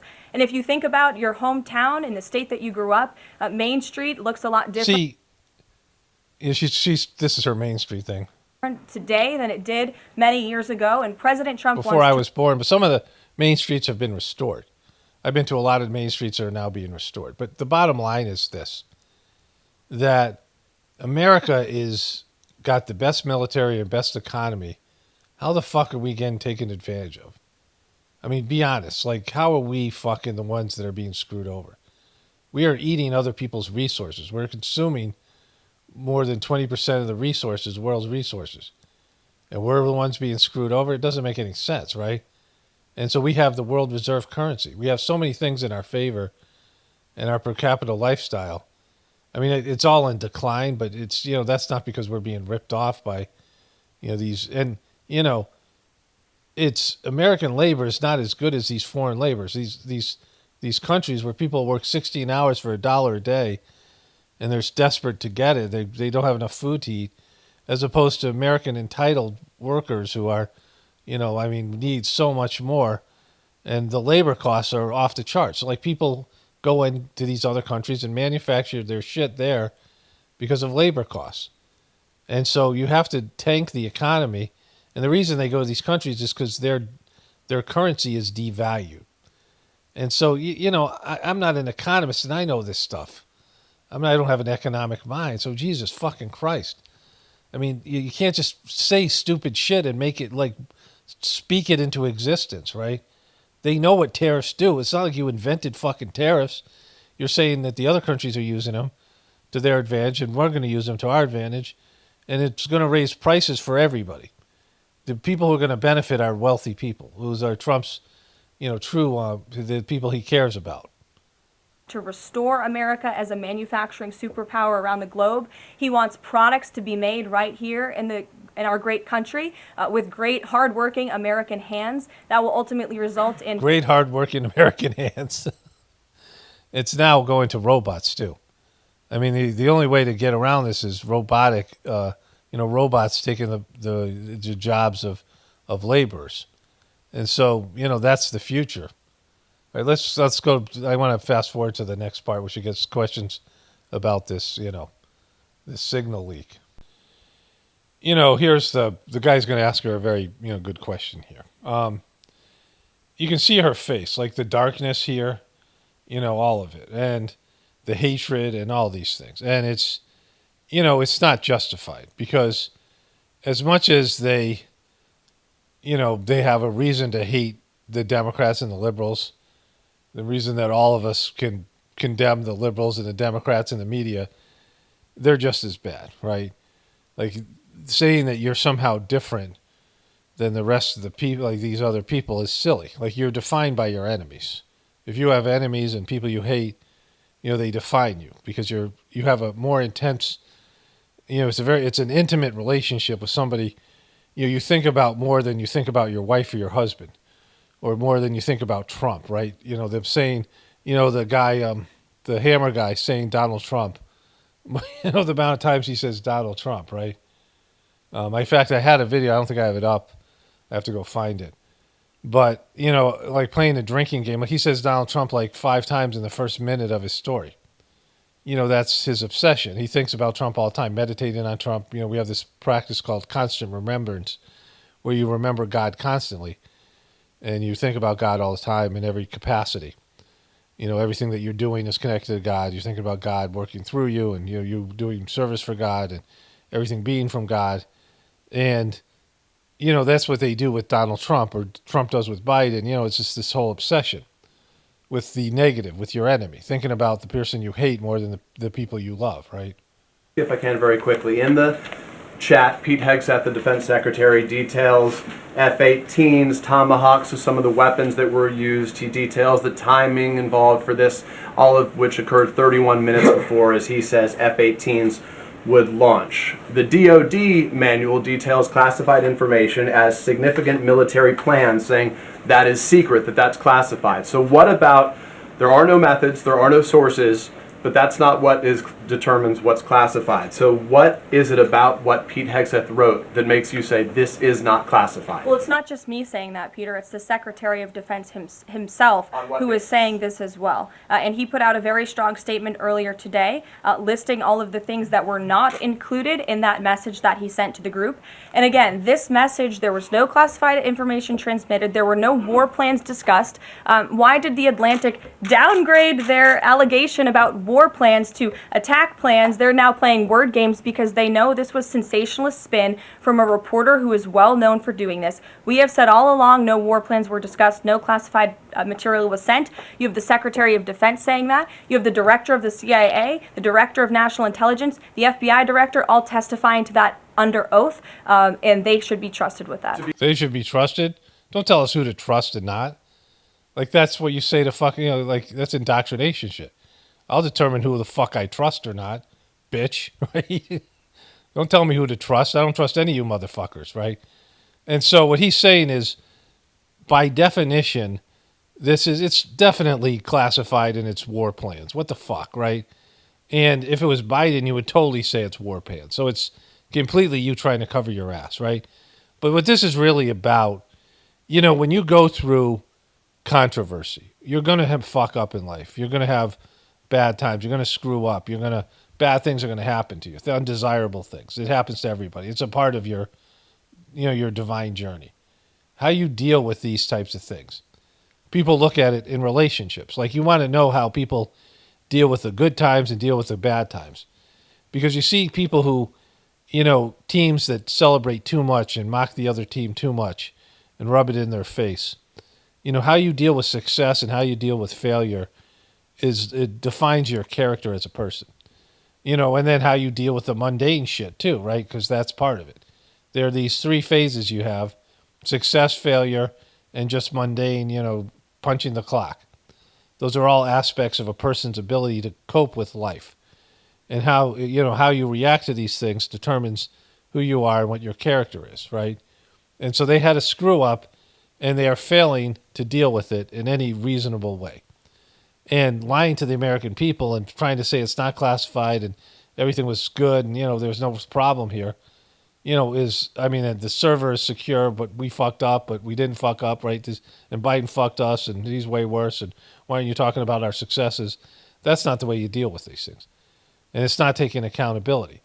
You're showing that you're not able to deal with even the smallest of issues in an effective way. What happens when there's World War III and there's depression because of his fucking bullshit tariffs and things that come in? There's going to be huge catastrophic economic issues that's going to be brought in by Trump, and he's never going to admit to it. So it also means you're not learning. If you don't admit to a mistake, you can't learn from it. You can't grow from it. That's what everyone wants to see from people in their lives, that you actually can see you made a mistake. You don't even have to admit it to other people, but admit it to yourself and change things. But the shit that you're doing is the opposite of any accountability. To be clear, Americans can make the decision for themselves, but whether is the Sure. you said it's so let's go back here. Sure.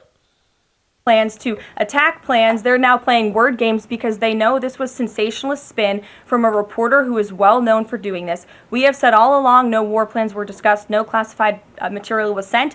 You have the Secretary of Defense saying that. You have the Director of the CIA, the Director of National Intelligence, the FBI Director, all testifying to. Remember, these are all positions, imaginary positions of corrupt people. And if they were the same positions filled by Biden, you wouldn't trust those people, right? That under oath, and they should be trusted with that. To be clear, Americans can make the decision for themselves, but whether is the Sure. you said it's sure. You said it's not war plans. Would you characterize these as military plans, military operation plans? I would characterize this messaging thread as a policy discussion, a sensitive policy discussion, surely, amongst high-level cabinet officials and senior staff. And I'm so glad, Peter, that you said the American public can decide for themselves, because I think the American public should decide for themselves based on the outcome of this operation. And what happened in this... Wait, you're telling us, you're You're saying the American public should decide for themselves, and then you're giving the parameters for our decision. Like, your parameters of this decision is that you should look at it, you should decide for yourselves, but only if you are deciding for yourselves based in the success of our awesome operation. No, we're deciding for ourselves for you guys faking a fucking assassination attempt and Trump being a piece of shit liar and a fucking, a criminal and having a criminal and a grifter and all these things, right?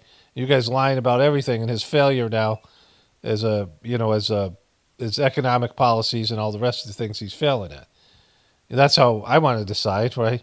Everyone else can decide the way they want to decide. But don't give me the parameters of how I make my decision. I think the American people should decide for themselves as long as they look at us and how successful and great we are when they're making the decision and how shitty the other side is. Operation, terrorists that were allowed to run wild by the Biden administration were killed because of the direction and the determination of this president and his team. And this message also shows, this messaging thread... Like, they're talking to unbelievably stupid people at this point. And there's stupid people on the left too, but, specific people who just want to believe in Trump and smoke the opium. And there's still a lot of people out there who are like this. So there's people who are in the truth community who are backing this bullshit, I'm sure. Also proved that President Trump has an incredibly dynamic team who is working incredibly hard, flying all over the world to secure world peace and to fix up the by dropping bombs on innocent people. Foreign policy crises that the previous administration left for this team to inherit. So to be clear, we all in this room and around the country would agree that we're glad no American service members were harmed, and we're glad that the mission was a success. We'll stipulate that. But the president said that Pete Hegseth said none of this was classified. So given the president has seen it now, and given the president understands that significant military plans are deemed classified as secret, how does the president view none of this, which details times and weapons and more, as being not classified? I've already been asked and answered this question. The president's thoughts on this remain the same today as they were yesterday, as well as the Secretary of Defense. This question has been asked and answered. There was no classified material discussed. Jackie. On what basis I was asking? Go ahead, Jackie. Thank you, Caroline. So why aren't launch times on a mission strike classified? Again, I would defer you to the Secretary of Defense's statement he put out. Again, so this is, again. You answer the question in a way that's ineffective, and everyone knows you're bullshitting them. Like, these people know you're bullshitting. You know that they know you're bullshitting, right? Like, you're parsing words and, this whole thing. American people clearly see that you guys are failing to handle this.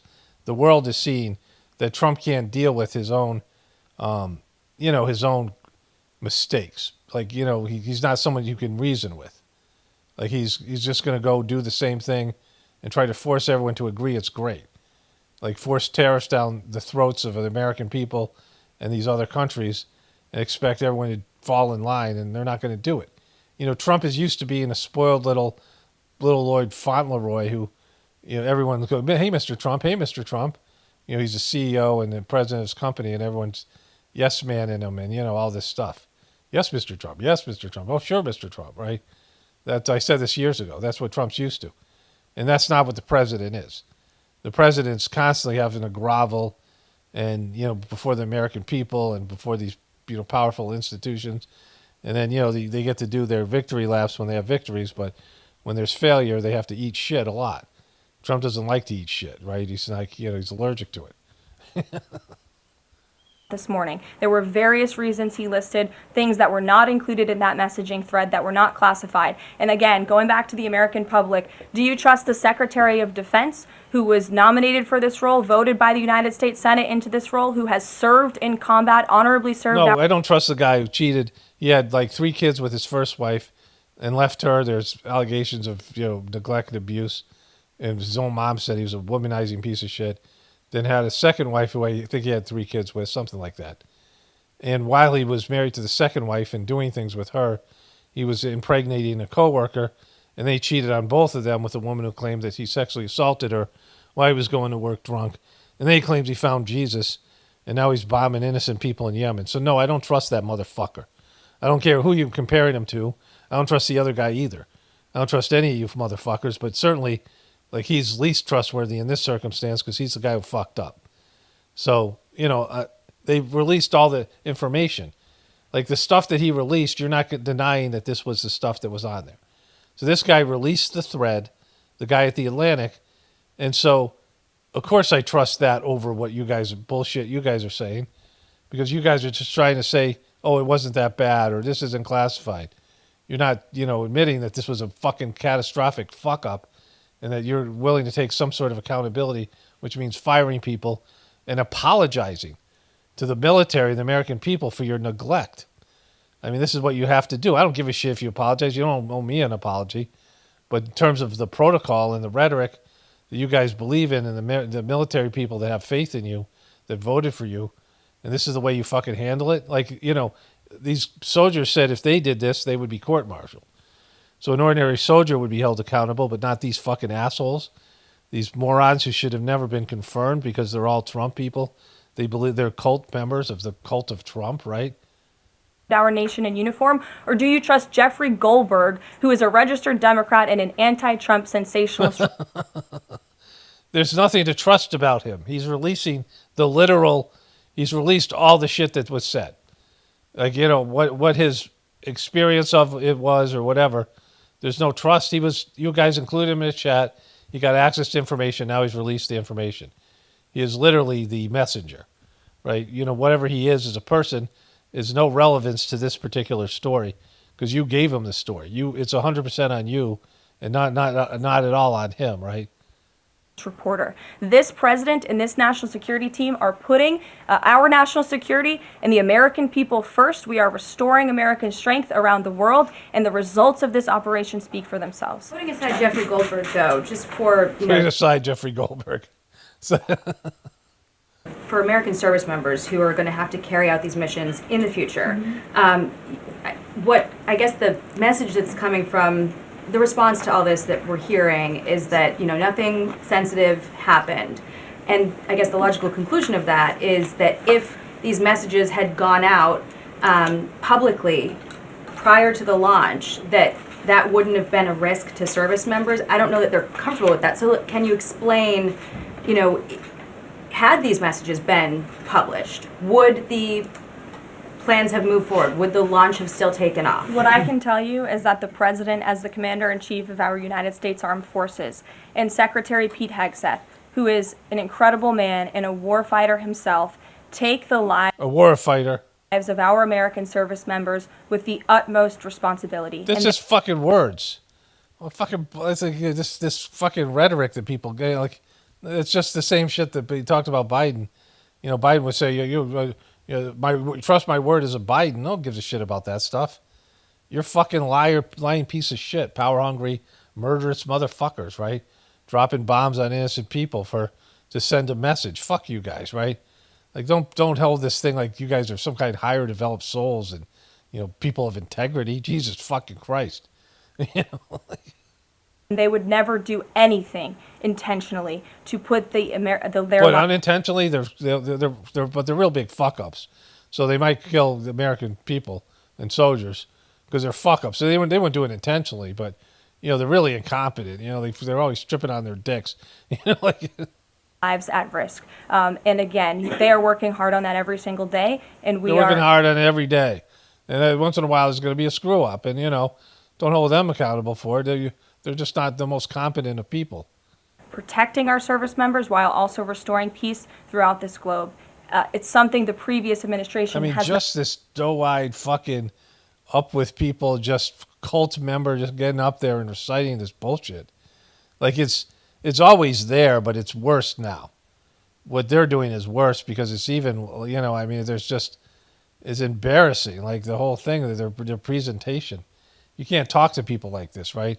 It's your sheeple relatives who just tell you, what CNN says or MSNBC or Fox says and regurgitates it like it's fact and look at you like you're crazy because you don't believe the mainstream media. It's not done. And I would just add one more point. We are not going to be lectured about national security and American troops by Democrats and the mainstream media who turned the other cheek when the Biden administration, because of their incompetence, left 13 service members dead in Afghanistan. That's not turn the other cheek. Afghanistan, and not a single person in the previous administration was held accountable for that botched withdrawal. So we're not going to hold our guys accountable either. When we fuck up, like, they don't hold their guys accountable. Why should we? Biden said, in fact, it was a great operation. That is despicable. It's unacceptable to this president and this Secretary of Defense. What we should be holding him accountable is droning 14 civilians and 8 kids in Afghanistan for some bullshit ISIS-K thing that they said. And that's what the media should have held him accountable for, along with the troops and the other things that he failed at. But, none of that ever gets discussed, right? That shows you how fucking evil all these motherfuckers are. Like, you can drone kids and kill civilians, and nobody even talks about that. And something that Trump's VP said, this is about establishing, sending a message. It's not something that's dire that we need to fucking bomb kids for. But they don't give a shit, right? They don't care about people. If they bomb them, they'll bomb you. Well, because you're American, they think you value, they look at everybody the same.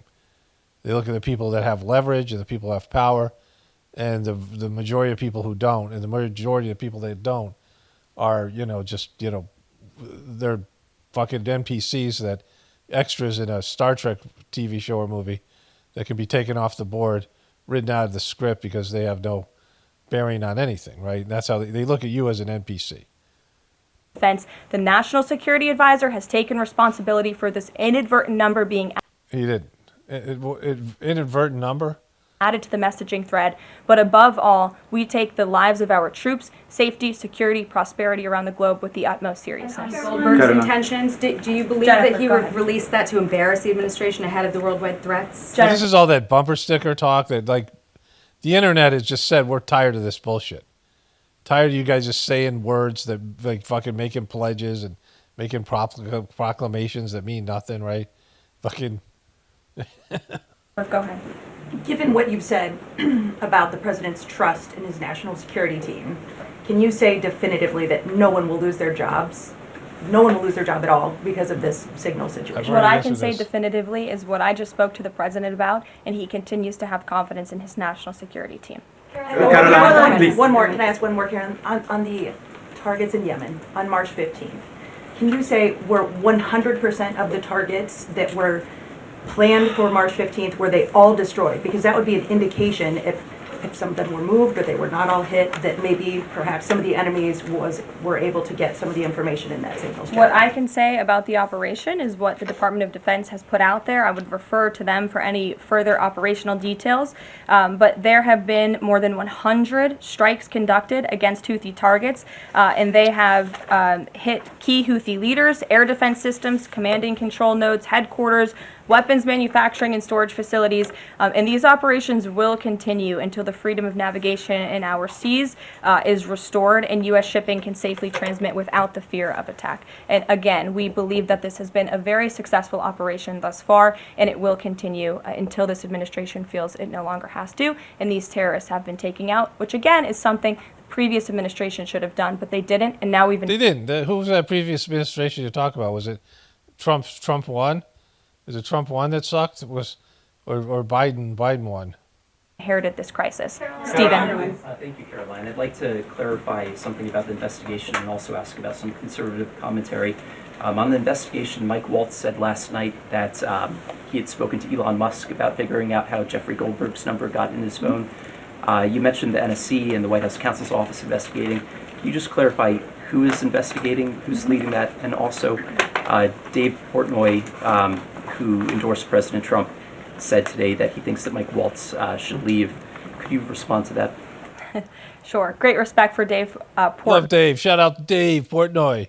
But I just answered that previous question from Jennifer. As for your original question about who's looking into the messaging thread, the National Security Council, the White House counsel's office, and also, yes, Elon Musk's team. Elon Musk has offered to put his technical experts on this. Holy shit. The guy said that he put somebody else's contact information with this guy's number, which he never met and shouldn't have the guy's number in his phone. And so... which is it? Like, is there some mystery to this? Because you're not going to come up with some way to blame this guy. He didn't put his phone number out there. You guys want to insinuate that bullshit. your fake conspiracy bullshit, which kills the truth community with your stupidity, right? But, the guy already said certain things that make this irrelevant. Like he said, have you ever had a contact with the wrong number? And it just happened to be the number of the worst person and a guy that you have no respect for and don't like and don't have any contact with, but somehow he's in your phone. Now, who put the number in and how that happened? Was this actually bullshit contact information, or was that just another bullshit thing that you're saying just to throw as much shit up on the wall to make it confusing? Because the reality of the thing is it's a fuck up. Like, it's just a simple fuck up. Somebody put his name in there, and you guys didn't double check the list. Like, a couple fuck ups, and then classified information was released. And now you're saying it's not classified, and it wasn't sensitive, although it's embarrassing. Like, you guys are all over the fucking place, and you're all over the place because you can't just admit you're fucking wrong. You were wrong to do this. Jesus Christ. I mean, the level, this is a 24-minute fucking conversation here, or just, bullshit stuff she's saying. When all you have to come out and say is, yeah, we fucked up. We're not going to do this thing this way. We're going to look into how this happened and what's a better way to do it. It'll never happen again. Sorry.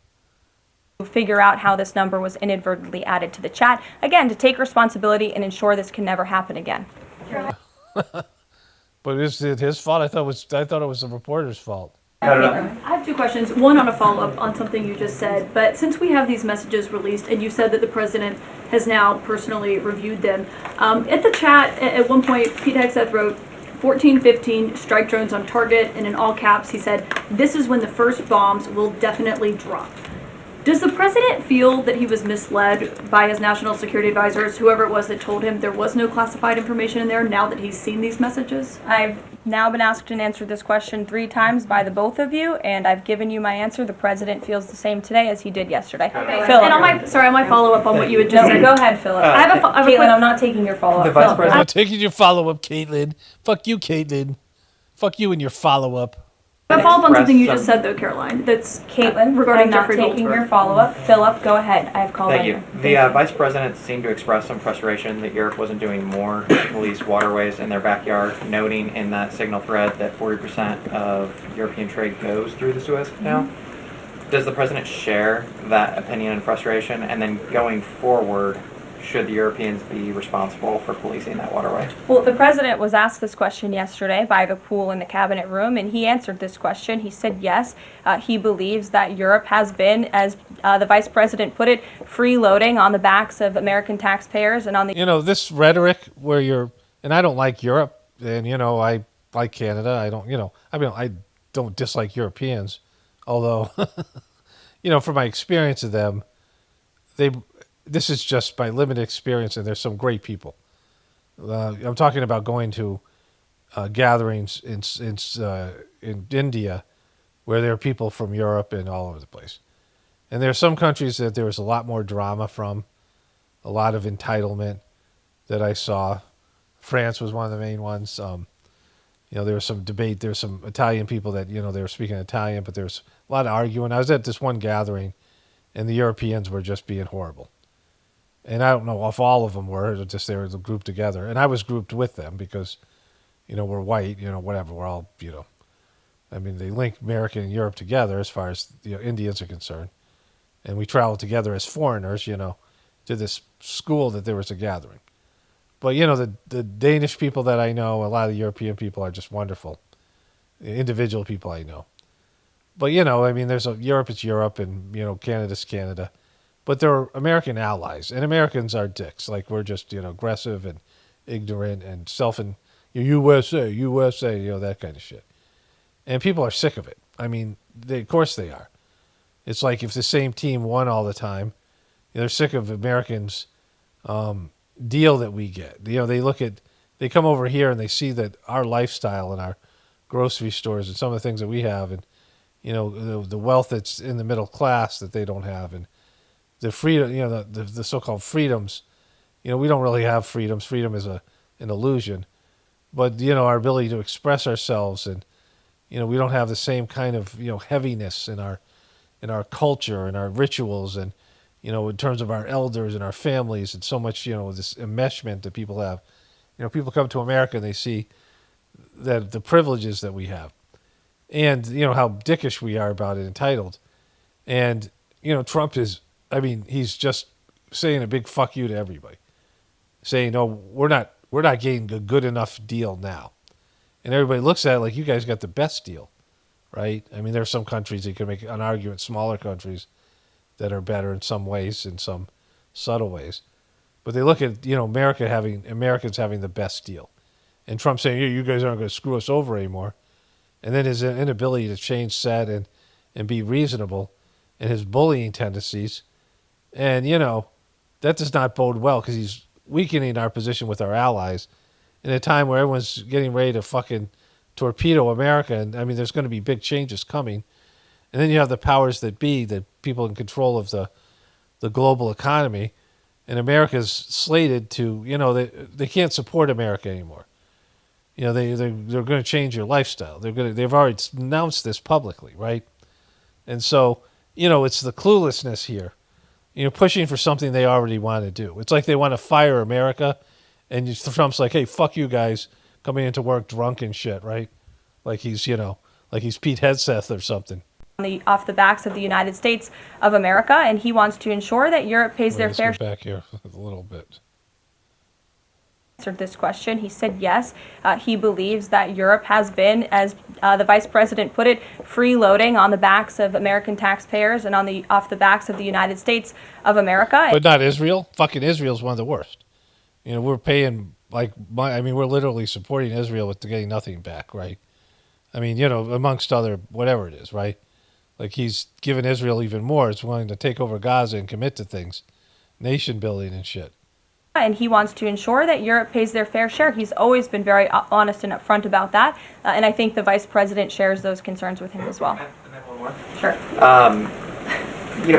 Enlisted soldiers, sailors, and Marines would face consequences if they shared this type of information inadvertently with a reporter. Can you tell us more why the president is so willing to give Mike Waltz a mulligan here? Again, I have now been asked and answered the same question using different language multiple times. If anybody has another question, there's a lot of different things going on in the world. Yeah, fuck you, you piece of shit, right? Because that's a legitimate question. Soldiers are saying, if we did this, we'd be fucked.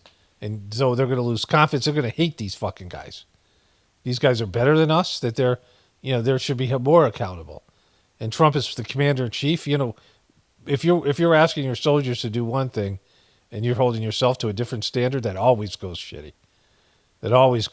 Right? This is how bad this fucking thing is.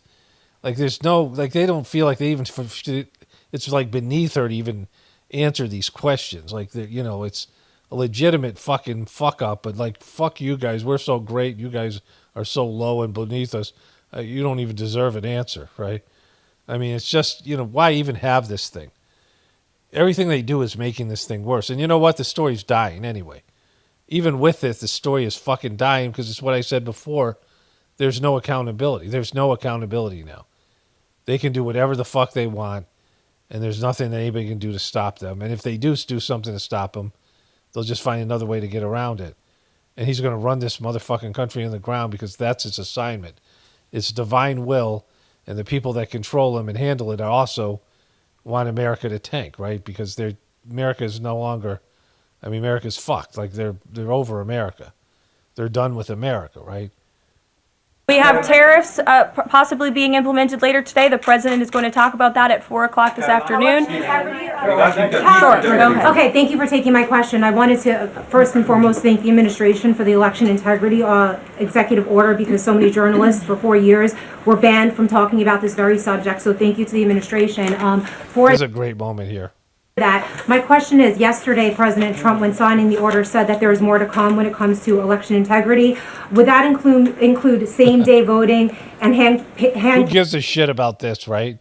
Counted paper ballots?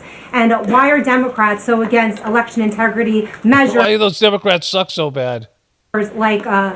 Like obviously proof of citizenship when it comes to voting in a United States election? Well, it's a very good question. You'll have to ask the Democrats why they're against so many common sense things, not just... Why do the Democrats suck so bad? That's my kind of question. That's my wheelhouse. mandating voter ID? Why are they against men and women's sports? Why are they against deporting foreign terrorists from American soil who have been designated a foreign terrorist organization? Why are they against all the good things? Why are you guys like, why? I want to know why they suck so bad. I'm referring to Tren de Aragua. As for the election integrity executive order that the president signed yesterday, this is in an effort to restore trust in American elections. There were more than 10 steps taken, 10 executive actions taken throughout this one order. It directs the department, or the attorney general rather, in Homeland Security to prevent non-citizens from any involvement in administering elections. There's also another host of actions. We can provide the fact sheet for you, but it's a very strong election integrity executive order, and the president would also like to see Congress do something about this. No one gives a shit about this. You're still talking about it. Very important issue. You know, like when people are talking to you and like there's something big and important going on and they're babbling about it, just stuff that doesn't matter. You know, like, can we get back to the fucking crisis? You know, our house is on fire. What are we going to do? And they're talking about fucking, you know, the neighbor's fucking flower bed or some shit. We got to get out of the house. We got to grab all the stuff we can and get the kids out of the house because it's burning down. Yes, but let's talk about fucking dinner tomorrow night. You know, like fucking, what are you talking about, bitch? Right? You know, like. Sure, go ahead. Caroline, the Republicans and Democrats alike have been expressing some concern about the frequency with which senior Trump officials have been using the Signal app. Has there been discussion, or will there be a review about how often they use Signal, and if you could explain to us how they might be considering other applications to get away from something like this happening again? Sure. Well, again, first of all, Signal has been an approved app for government use. Okay, so let's disable rhetoric. One last thing here. He was given a classified, protected server by the United States government. Okay, they asked about some guy who was in Russia while this was going on, and they were worried that his phone or his tablet were hacked by Russia while they were doing these strikes. You know, you guys look like fucking, it's not just amateur hour. You look like, oh my God, this is like, you look like a pigeon, like somebody, you know, like you're in a deer in headlights. You know, the administration looks like America looks like it's just ready to be plucked, right? If there's any time where America is more vulnerable, like it's not been in my lifetime. And so, you know, it's going to end because it's got to end. We have a shitty system of lost people going in the wrong direction globally, in America specifically. And, you know, it's going down. There's no change to this.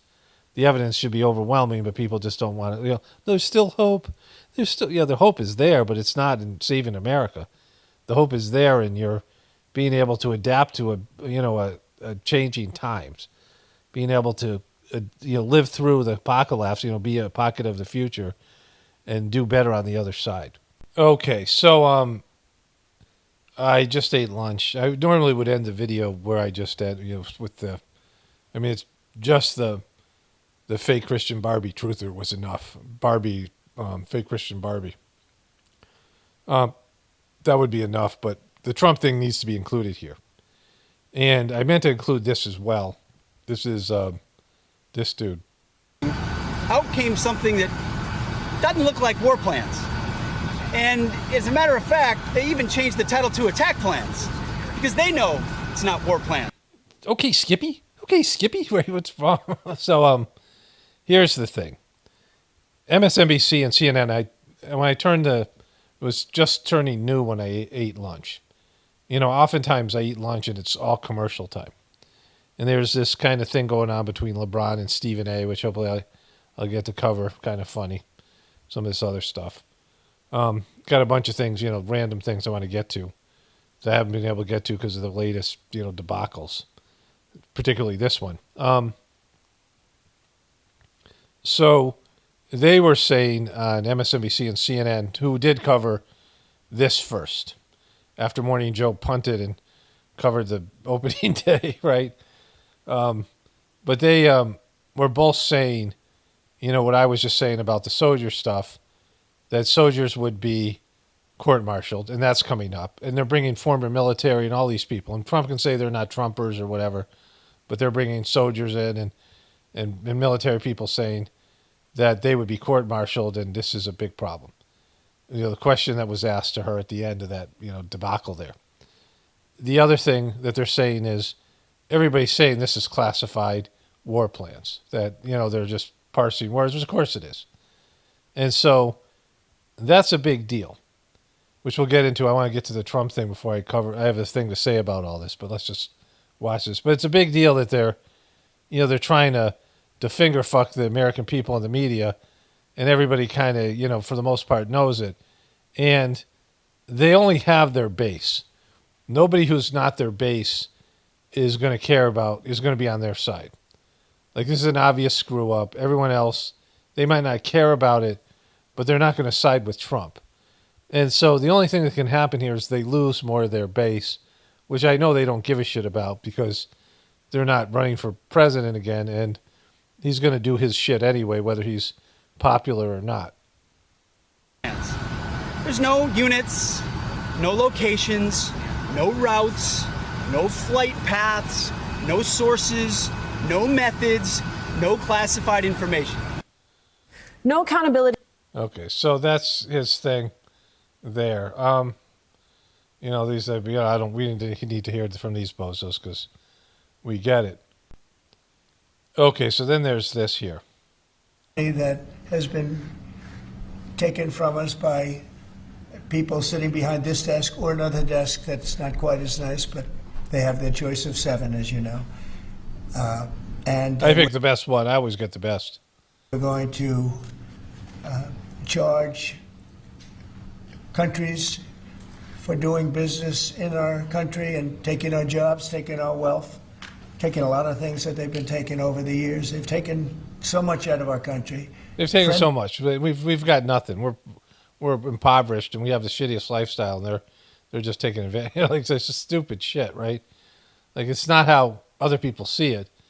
And, you know, like, if you're saying America's number one, which people say, you know, of course now it's not as good because Biden was president or whatever, but, you know, America is the number one economy, number one military, the greatest country on earth. And this is what these people believe. I'm not saying that. And if that's what you believe, then, you know, the other stuff can't be true, right? This stuff can't be true. You don't become the greatest country by getting a bad deal. We're the world's reserved currency. Everybody's got to convert to the dollar to buy oil. We're the petrodollar, these things. And so, you know, like I said earlier, so, you know, that's not accurate. Friend and foe, and frankly, friend has been oftentimes much worse than foe. So we got to fuck those guys over, Europe and Canada. And this is very modest. And what we're going to be doing is a 25% tariff. So whatever America represents for Europe, whatever America represents for Canada, whatever America represents for Mexico, especially Europe, because there's, like Trump says, there's an ocean between us.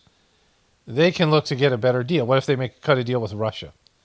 Or they cut a deal with China or any number of other countries, and they start getting what they used to get from America from some other country. Like, they break up with America. Like, this is, you know, when you push people in this direction and you think you're going to get a better deal, you know, Trump prides himself on being a negotiator, but I know about Trump is he always magnifies what he considers his assets and his success. He lies about how rich he is. He exaggerates his successes, minimizes failures, you know, and so he's not a good negotiator. He's not really good at anything.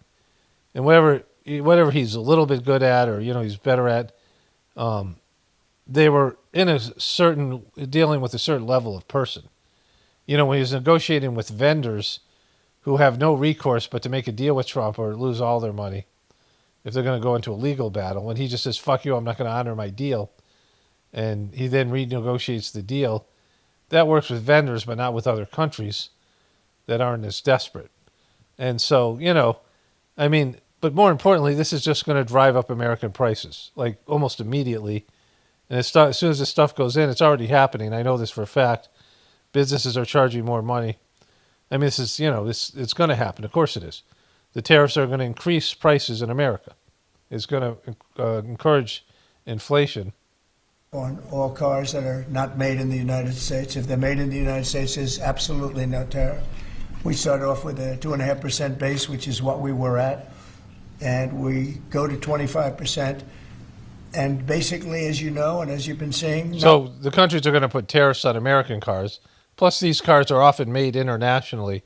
So it's whether he's going to charge tariffs on the components being made in other countries. What he's going to say is an American car is going to be 100% made in America, or the car itself is put together in America with the components being made everywhere. And just all these companies having to close down their plants and hire more expensive American workers or build more robots or whatever they're going to do. You know, this is going to cost them money. Everything's going to go up. Cars are going to go up in price because of this. And then the things that go with it. So, you know, this is a disaster.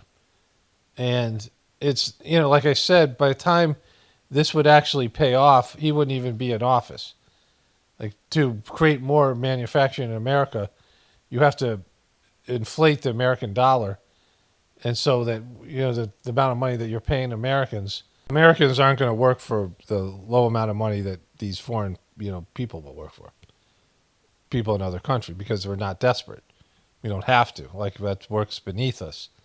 We don't have that kind of work ethic. We're not, you know, our lives aren't at risk. We're not unsafe in the same way they are, right? Not reporting as accurately as it should be reported because it's a massive story. Business is coming back to the United States so that they don't have to pay tariffs. And I think also because of November 5th, the election, they're very happy. AI is coming back to levels that nobody's ever seen before. It's a new... What do you mean it's coming back? What the fuck, where'd it go? You mean that we're doing AI here? And that's supposed to... Like, just all of it. All right, so let's get to the other piece here, the part about he starts taking questions or talks about the controversy, the scandal. Okay, so he talks for 17 minutes, takes a few questions. People throw him some lobs about tariffs. Somebody asks him, can you guarantee this isn't going to increase American prices long term? And he talks about how great manufacturing is going to be. You know, everybody knows what's going to happen with the tariffs. It isn't like tariffs are a new thing. And that's why there's only, you know, there were 2% tariffs. They were at 2% before. Like, that's a reasonable percentage. You drive something up 25%. Imagine going to buy a car and find it's 25% more. And it's not going to be just 25%. It'll end up being 30 or 35. Plus, inflation is kicking in. And so, you know, whatever. We know it's going to... Trump is an idiot, and this is, you know, he's just destroying American economy and driving up prices, but that's whatever that is. But here's the important part. Sir, also, what's your response to Republican lawmakers who have said today that your administration should take more accountability and not downplay what's happened with Signal that we've seen in these messages today? Well, I don't know about downplaying. The press upplays it. I think it's all a witch hunt, that's all. I think it's a witch hunt. It's a witch hunt. Like, so, you know, there's protocols. And, you know, again, I talk yada, yada, yada about, you know, behaviors and if this was Biden, all this stuff. I already said that in this video. But it's silly. Like, just... You know, just you're a child. Hunt. I wasn't involved with it. I wasn't there, but I can. I wasn't there giving orders as commander-in-chief about a military action. Yeah, you weren't there. And it's like, I don't know. It's not on me. It's on these guys. I wasn't there.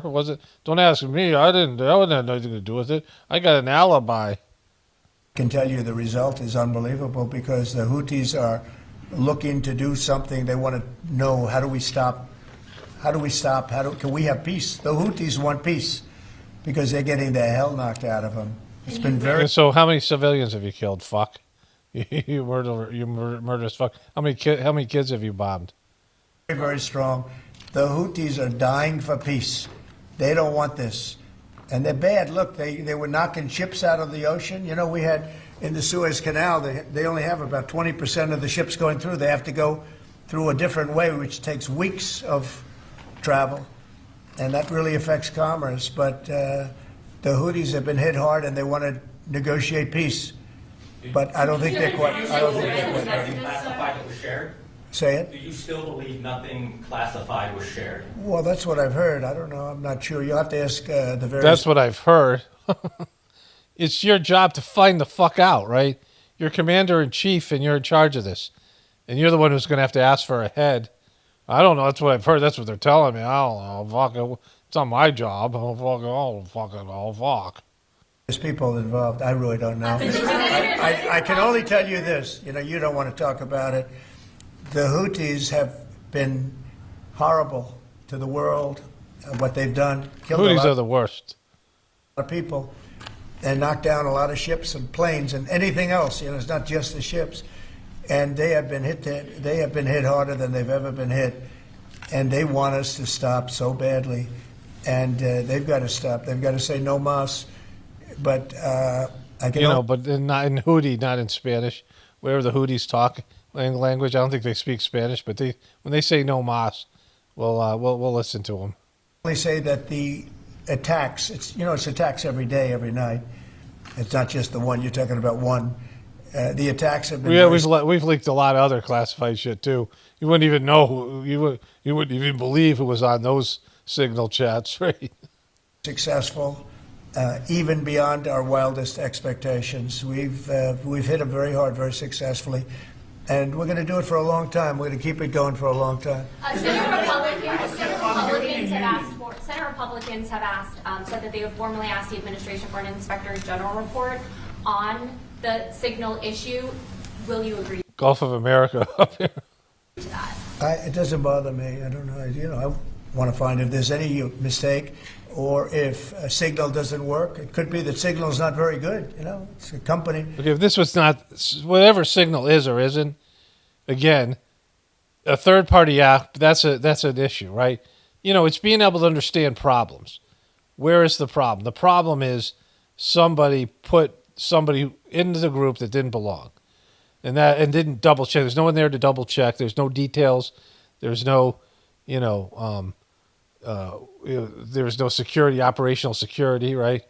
OPSEC or whatever they call it. There's none of that. There was none of that. So that was the issue, and those were people who were involved. The people who were involved were not very thoughtful. You need people who are like OCD, who are very detailed oriented.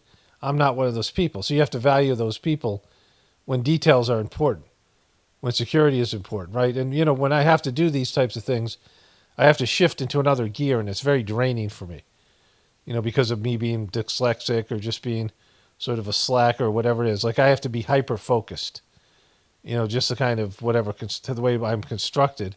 When I have to be very focused on being, not sloppy, being detail-oriented or all these things, it's, it takes a lot of energy out of me because it's not how I am. And I'm still not going to do it as well as some of these people who are just built that way. Some people are built to be OCD, very stressed out. It sucks for them. But, OCD people are very valuable in certain environments and arenas, and certainly for something like this. And you have a lot of just, fly by the seat of their pants people, not detail-oriented, stupid people also, and they fuck this thing up. And that's the part you have to deal with first. This was a personnel issue. This was a lack of talent. It was a lack of personal integrity. This is the first thing. You're only 2 months into your administration, and you've already had a big national security leak and a huge scandal here. I mean, there's other things already that you're fucking up to. And you're telling everybody this is the best 2 months any president's ever had. You're delusional. Maybe it's not very good. I think we'd rather know about it now. There was no harm done because the attack was unbelievably successful that night, and it has been unbelievably successful every single night for the last. So this is him not getting it, right? Not getting it. That's, what other people see. And I want to get into this. I want to switch over to a voiceover. So I want to get through this part here. 4 or 5 nights. And that's the thing that you should be talking about. This is something that should have been done by sleepy Joe Biden, but he was asleep at the wheel other than when it came. Nobody gives a shit about Biden. Stop talking about things. These are all of this deflecting. This shit gets old quickly. And it's already old for Democrats and the media. But for Republicans and other people, when he starts deflecting when you're starving and your food prices are now tripled or quadrupled, on top of what you already got from the Biden administration, he starts saying, it's going to be so great and all these things. This is, it gets really fucking infuriating. It's crazy making, right? Gaslighting. When people are talking about shit that means nothing, this type of stuff, this type of rhetoric, You know, when there's a real crisis at hand. Came to stealing money, of course. Last 4 or 5 nights. So, and that's the thing that you should be talking about. This is something that should have been done by sleepy Joe Biden, but he was asleep at the wheel. Other than when it came to stealing money, of course. Joe Biden should have done this attack on Yemen, which is basically a certain group within Yemen, the Houthis. And are they an app? Are they a device? What are they? Been done by. Are they a religion? Are they a group? Are they a club? What are they? Joe Biden, and it wasn't, and that's caused this world a lot of damage and a lot of problems. You know what? You're saying that, but your own fucking cronies were in there debating whether this should be done at all and whether Europe should do it or Europe should pay for it or whether Israel should do it, and you would reimburse Israel because you never expect Israel to do anything unless you're paying for it. And so, you know, this wasn't some slam dunk even now. They said it could have waited a month. They were already talking about that. So that was in the chat. He hasn't even read the fucking chat. I don't think he's even read the chat. Like if he read the chat, he'd be like, "Oh my God, they're talking about me like I don't know shit, and why aren't I involved in this?" Right? Like I don't think he doesn't want to know anything. He's not curious at all. He doesn't have an inquisitive mind, which any good leader has to have that, right? Especially somebody in this position. Like holy shit. But he's also overseeing the investigation to find out what went wrong. Maybe who's responsible? Mike Waltz says that he's responsible. Well, yeah, Mike Waltz, I guess he claimed responsibility, I would imagine. Had nothing to do with anyone else. It was Mike, I guess. I don't know. I was told it was Mike. I was told it was Mike? I don't know. What the fuck are you talking about? You're commander-in-chief. It's your job to know. Like, you're going to throw sleepy... You're easy to say factually, like you're saying it's a fact that Joe Biden is responsible for all this shit. And he's the fucking devil. But for your own administration, I don't know. They say it, Mike. I don't know, Mike. He said he took responsibility. Did he? I don't know. Someone told me. I heard it. Maybe that was a dream. I don't fucking know. Is it Mike? Who the fuck is Mike? But again, the attacks were unbelievably successful, and that's ultimately what you should be talking about, I think. Yeah, tell us what we should be talking about, you fuck. You know, you tell us how to do our job because you're doing so well at yours. Mike did. He took responsibility for it. Yeah, you know, that's saying I take full responsibility in a rant about how it wasn't his responsibility, right? His position over this, Mr. Say it. Should Secretary Hegseth consider his position over the signal? Hegseth is doing a great job. He had nothing to do with this. He said there was operational security, and he's the one who leaked the information, and he's in charge of this fucking thing. I mean, he has everything to do with it, just like you do. This is trickle-down failure, right? Hegseth. How do you bring Hegseth into it? He had nothing to do with it. How do you do that? It had nothing to do with it. Look, it's all a witch hunt. It's all a witch hunt. Here we are talking about some of the greatest business deals ever made. The greatest companies in the world are moving into the United States, and you want to ask about whether or not Signal works. I don't know that Signal works. I think Signal could be defective, to be honest with you. Defective. I don't even know what it is. Never used it. I don't know whether it's a device or an app, but I guess it's probably defective. It makes fucking stupid assholes put the wrong number into a classified closed group and not check for it. And it's just, of course it's defective. Like, I mean, it doesn't compensate. Like the Signal didn't figure out how incompetent my men were that they would do such a thing and didn't automatically get rid of this guy who should never have been in the group because, you know, we might have to inject AI into Signal to make sure that our incompetence doesn't fuck us over again because Signal doesn't automatically do things that it should do to cover for our incompetence. And I think that's what we have to, because you use Signal and we use Signal and everybody uses Signal, but it could be a defective platform. And okay, but no one said this was anything to do with Signal. It's not defective. It doesn't randomly send out invites to people like it's just fucking you over. Oh, hey, this is a closed group. Let's see if we can find the worst guy and invite him into it. Like it didn't happen. What are you talking about defective? I have to find that out. He knows nothing. He's like a clown. Like he doesn't know anything about what's going on here. I don't know. That's what I've been told. I don't know. Signal. Have you been briefed about soldiers in Lithuania? Say it. Have you been briefed about the soldiers in Lithuania who are missing? Okay, so let's move on to this other piece. But, anybody who's watching this, except for the Trumpers, should see this is bad. Like, it's way worse than we thought it was going to be. So when you're a parent, and some parents probably don't think about this at all, but should, do you force your kids, or you're working with kids in schools, or you're working with kids, in general. And so kids will do something wrong. And do you force them to apologize against their will? Do you make them apologize? And, sometimes a kid feels guilty and ashamed, and when you make them apologize, it's like cathartic for them. So it's a good thing. You're encouraging them to do something they really want to do, but they're having trouble. They're being stubborn. But other times they're angry and resentful, and they don't mean the apology at all. And you're just training them to lie and tell you what you want to hear. And so they're not learning how to be empathetic or compassionate. They're not taking responsibility for what they're doing.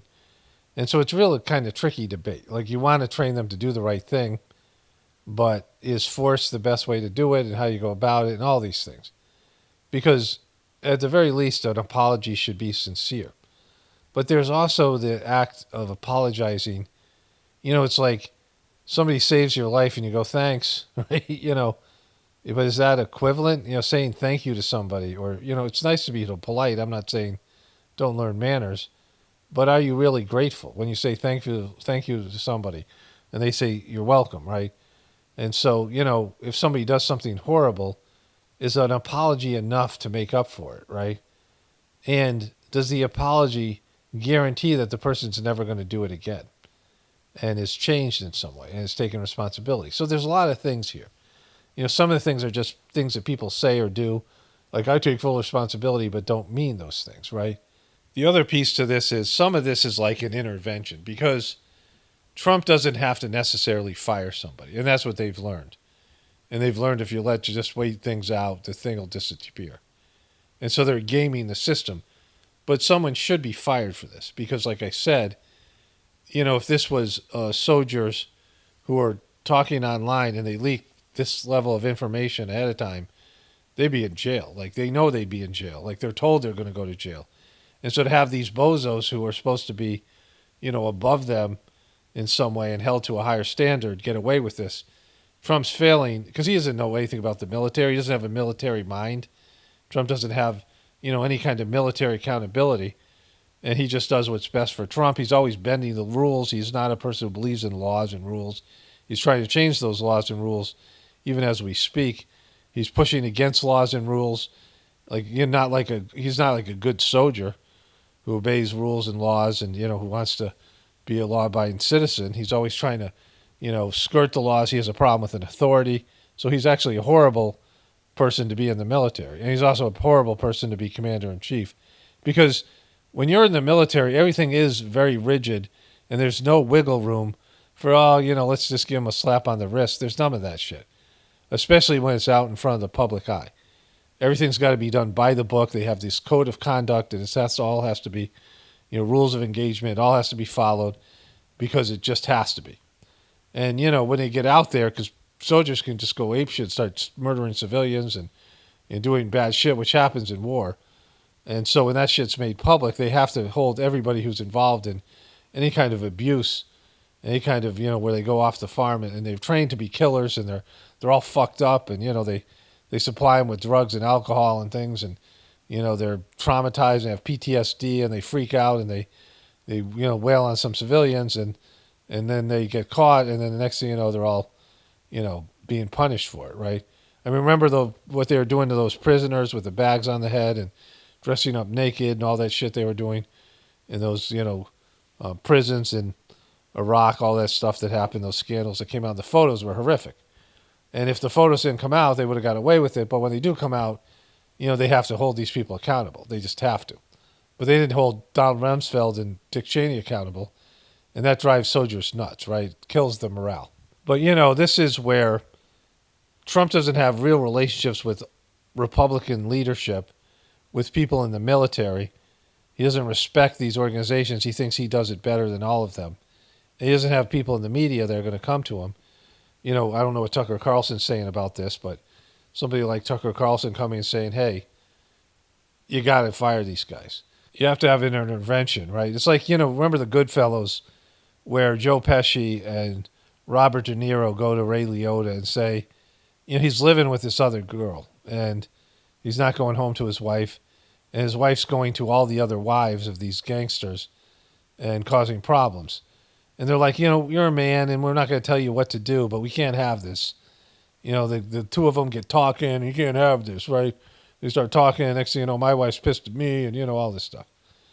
And so they're telling him he has to go home to his wife. And he doesn't want to hear it, but they have to pressure him to do, what they consider the right thing to keep the peace. And they don't want any of the wives ratting them out to the, turning state's evidence or something. If you saw the last Hangover movie where they're doing an intervention for Zach Galifianakis to go to one of those treatment facilities, right? Like this is what they have to do with Trump. They have to get Trump aside and say, you have to fire one of these guys. You just have to do it. This is what has to be done. This is protocol. This is, decorum. This is like what we have to see. Whether you believe in it or not, whether you want to do it, you're just doing it. Like you're just a forced apology. And you got to go to the American people and Hegseth has to go in and take accountability and apologize and say he fucked up. Stop making excuses. People hate excuses. Stop using fucking word salad and manipulating semantics to just justify a complete fuck up on your part and slamming the reporter and everybody else in the app and everybody, but not taking responsibility for your fucking absolute catastrophic failure and then your failure to handle this thing.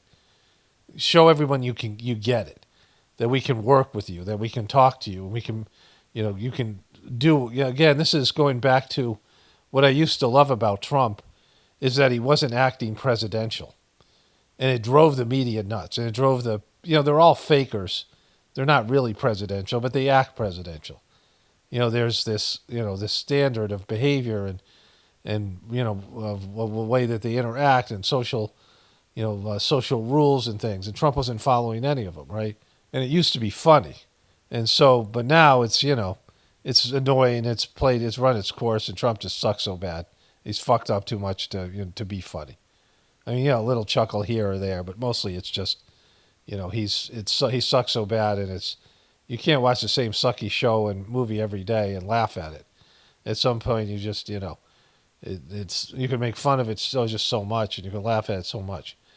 But they have to pull him aside and say, this is what you have to do, but there's no one to do that.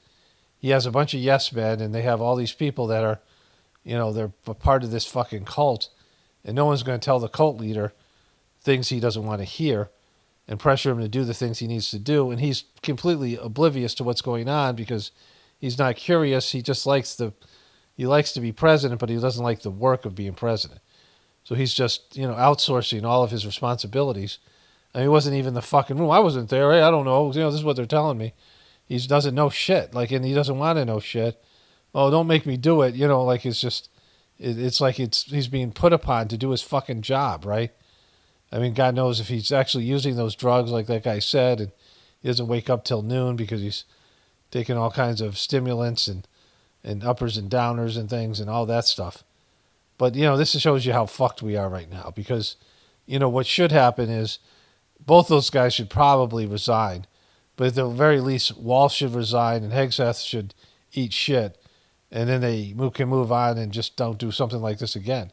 But they could do this again and it still won't be a resignation. Doesn't matter what the media says. Doesn't matter what anybody else says because Trump isn't listening to them. If you don't praise Trump, he doesn't listen to you. And even then, he probably isn't going to listen to anything serious. And so, this is where we're at right now. It's kind of hilarious because it shows you that, we're cratering. It's going to happen soon.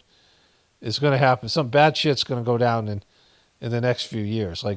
Life-changing, lifestyle-changing things are going to happen because they have to. It's God's will, and Trump is, certainly going to push for it because he just sucks so bad at everything he does.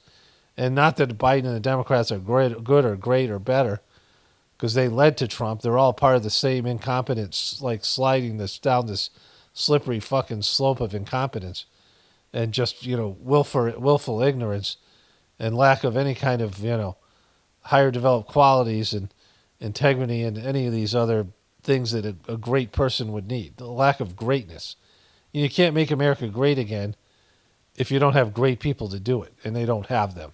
Okay, so I have more to add to this video. This is already a long video, but this is kind of important. I went for a walk with my dog. While I finished this video, I did the voiceover, and I often get sleepy around, the afternoon. Usually when I'm editing my videos, I take some sort of a nap. I was never very comfortable being in routine as a young person. And, I wasn't good at discipline. Like I had to learn self-discipline through the Sajmarg system. It's a meditative system. There's a discipline there. And I had to learn to discipline myself. And everyone has to learn this. How to live a disciplined life. And, some things came very natural for me. I was always able to abstain from things, give up things, quit things that were bad for me. I mean, whether it was drinking or eating poor food or, when I know that something's making me unhealthy, I can just get rid of it, right? I have the ability to do that. But I often found like routines were things that were difficult for me to embrace. Like I like the freedom just to change things up, and I traveled and I moved a lot, and whatever it was, switched jobs a lot, and I found the daily grind, doing the same things over and over again, very difficult and mundane things. So these were things I had to struggle with. But now, as I've gotten older, routine is everything, and it's just in terms of getting whatever I have left out of my body as I've gotten older, whatever time I have left, the routine is essential. I started learning routine when I was milking cows. That of course you need routines with your kids as well. But when I was milking cows every day, I would milk the cows in the morning. My kids would milk them sometimes in the afternoon. Sometimes we'd switch up, but it's pretty much me every day in the morning. And I would vary the times I went out there, especially in the winter when it was darker and colder. But the cows showed up every day at the same time, and they were waiting for me, because they were given, alfalfa pellets or something they like to eat. And they would often moo at me and look at me when hey, you're late, right? So animals, the farm animals, a lot of these animals are very routine-based, right? There's self-imposed routines and discipline that need to be there in the Sajmarg method of meditation. They're very helpful. And I embrace those. I embrace that, and I've learned to do this. And I'm saying this in terms of the stuff to do with Trump, which we'll come back to in a moment. And this, things to do with the military, routine and discipline. So I took a nap, fell asleep, took a nap, and oftentimes I've been waking up just out of it. And I started watching videos and, just things that YouTube recommended. And there was a short video, I was watching movie trailers, and there was one called Shabbat Goy. Something like that. Something. Goy was in the word, and I know what goy means. It's someone who's not a Jew. And it was a short film. I didn't realize it was a short film. I thought it was a trailer. And it was the woman, I think they call her Lily, from, I believe, AT&T commercials. And she was having a dinner, Shabbat dinner. Shabbat, I think it's called Shabbat. Don't tell me, don't care, need to know. They have this special dinner that they have all these rules for.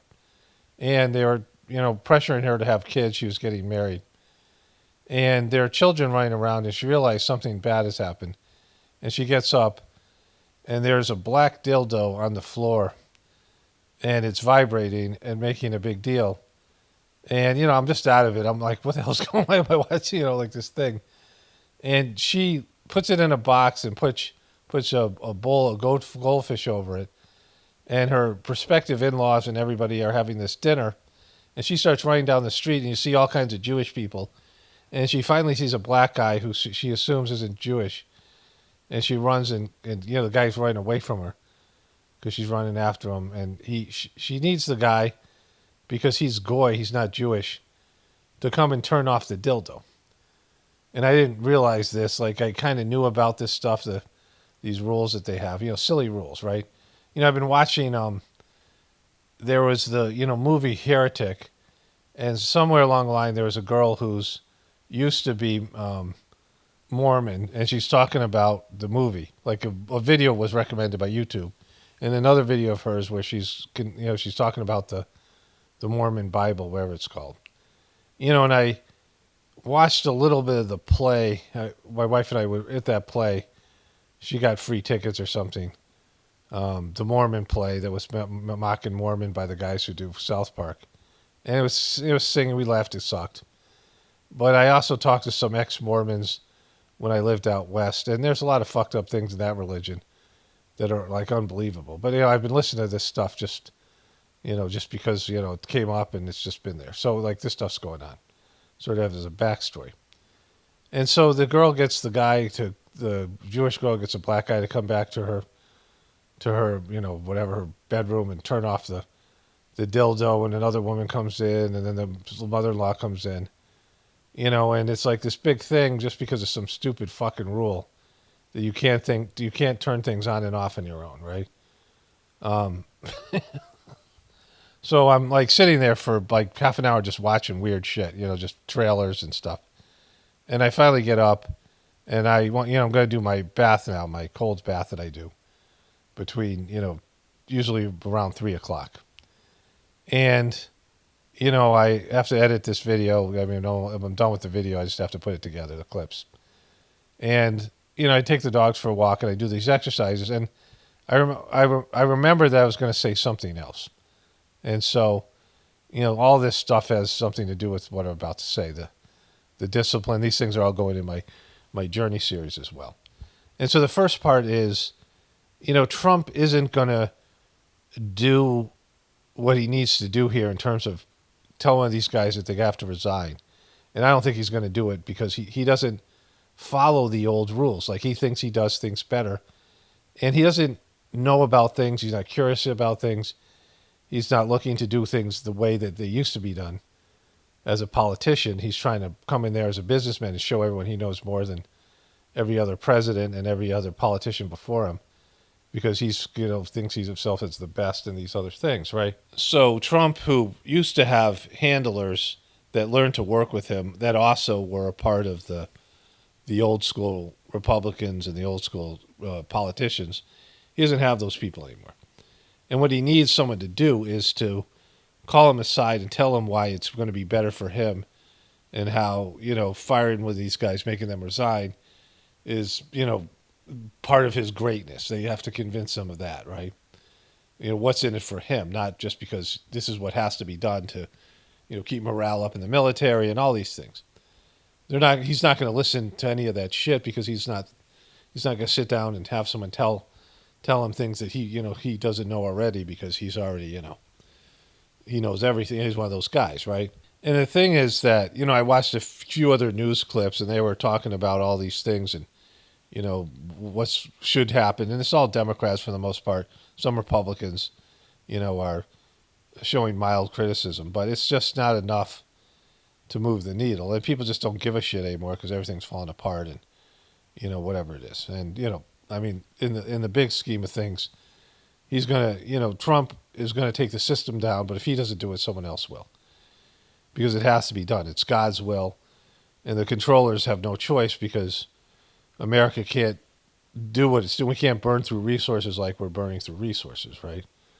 So to really understand this, we're 5% of the world's population, and now it's up to 24%, according to AI, of the resources, world's resources America's using.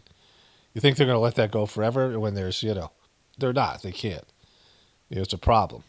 But anyways, getting back to it, this is about looking for feedback. And Trump clearly doesn't do this at all, and everyone has a level of feedback that they look for. And sometimes it's for one thing but not another. But when you go out in nature, you know, there's people that they're naturalists, people live off-grid, you know, they're connected to nature, and they immediately take off their shoes and socks, and they stand barefoot in the forest, and they start absorbing information through their feet, right? You know, each animal has specific senses that are more powerful than others. So for my dogs, their eyesight isn't great, but they have huge ears, papillons, and dogs all have a very developed sense of smell. And so, you know, you have these, each species puts more energy into various parts of their bodies, right? Like the development of certain, you know, sometimes more enhanced sensory development or muscle development or, whatever it is, right? Whatever they need for their specific tasks. Like they need to have extra, our dogs come from foxes, and, the foxes, they hunt these mice under the snow, and if they're pointing north, it's something to do with a magnetic field. They're able to hear the mouse, and they tilt their head back and forth, and they can hear the mice scurrying around under the snow. And our dogs actually do this, and then they jump up and dive into the snow and pull out a mouse, but only if they're facing north. It doesn't work if they're facing any other direction. It's kind of an interesting thing. But I've seen my own dogs do this because they're descended from foxes. But as soon as they go outside, they're using their ears and smelling for prey and predators. They're trying to, and rivals and other things, right?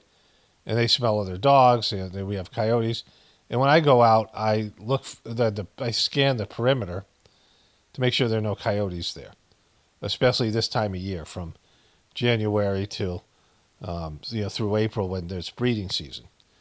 And so, that's like something you just have to do, not only for the dogs with chickens. I also am looking for birds of prey that might be eating our chickens and things. And, there's just an awareness that has to be there. You're like looking for feedback of what's going on in your environment. And if, people are so not attuned to these kind of things, people who are hunters or people are, you learn to scan your horizons. My wife is very good at seeing animals. She's like the only other person as good as I am. And she taught me how to see dolphins swimming on the horizon. I never knew that they were there. You can just look out and you can see them. They're often there. If you look out long enough, some will swim past you, if they're dolphins that live in the area, and mostly, they always do. But we always are seeing animals on the side of the road, hawks and, things like this as we're driving. People just have that, that are looking for such things, right? And so, this is, I don't want to say a metaphor, it's a part of a bigger understanding of looking for feedback from God and your soul to change and develop and understand what you're supposed to do.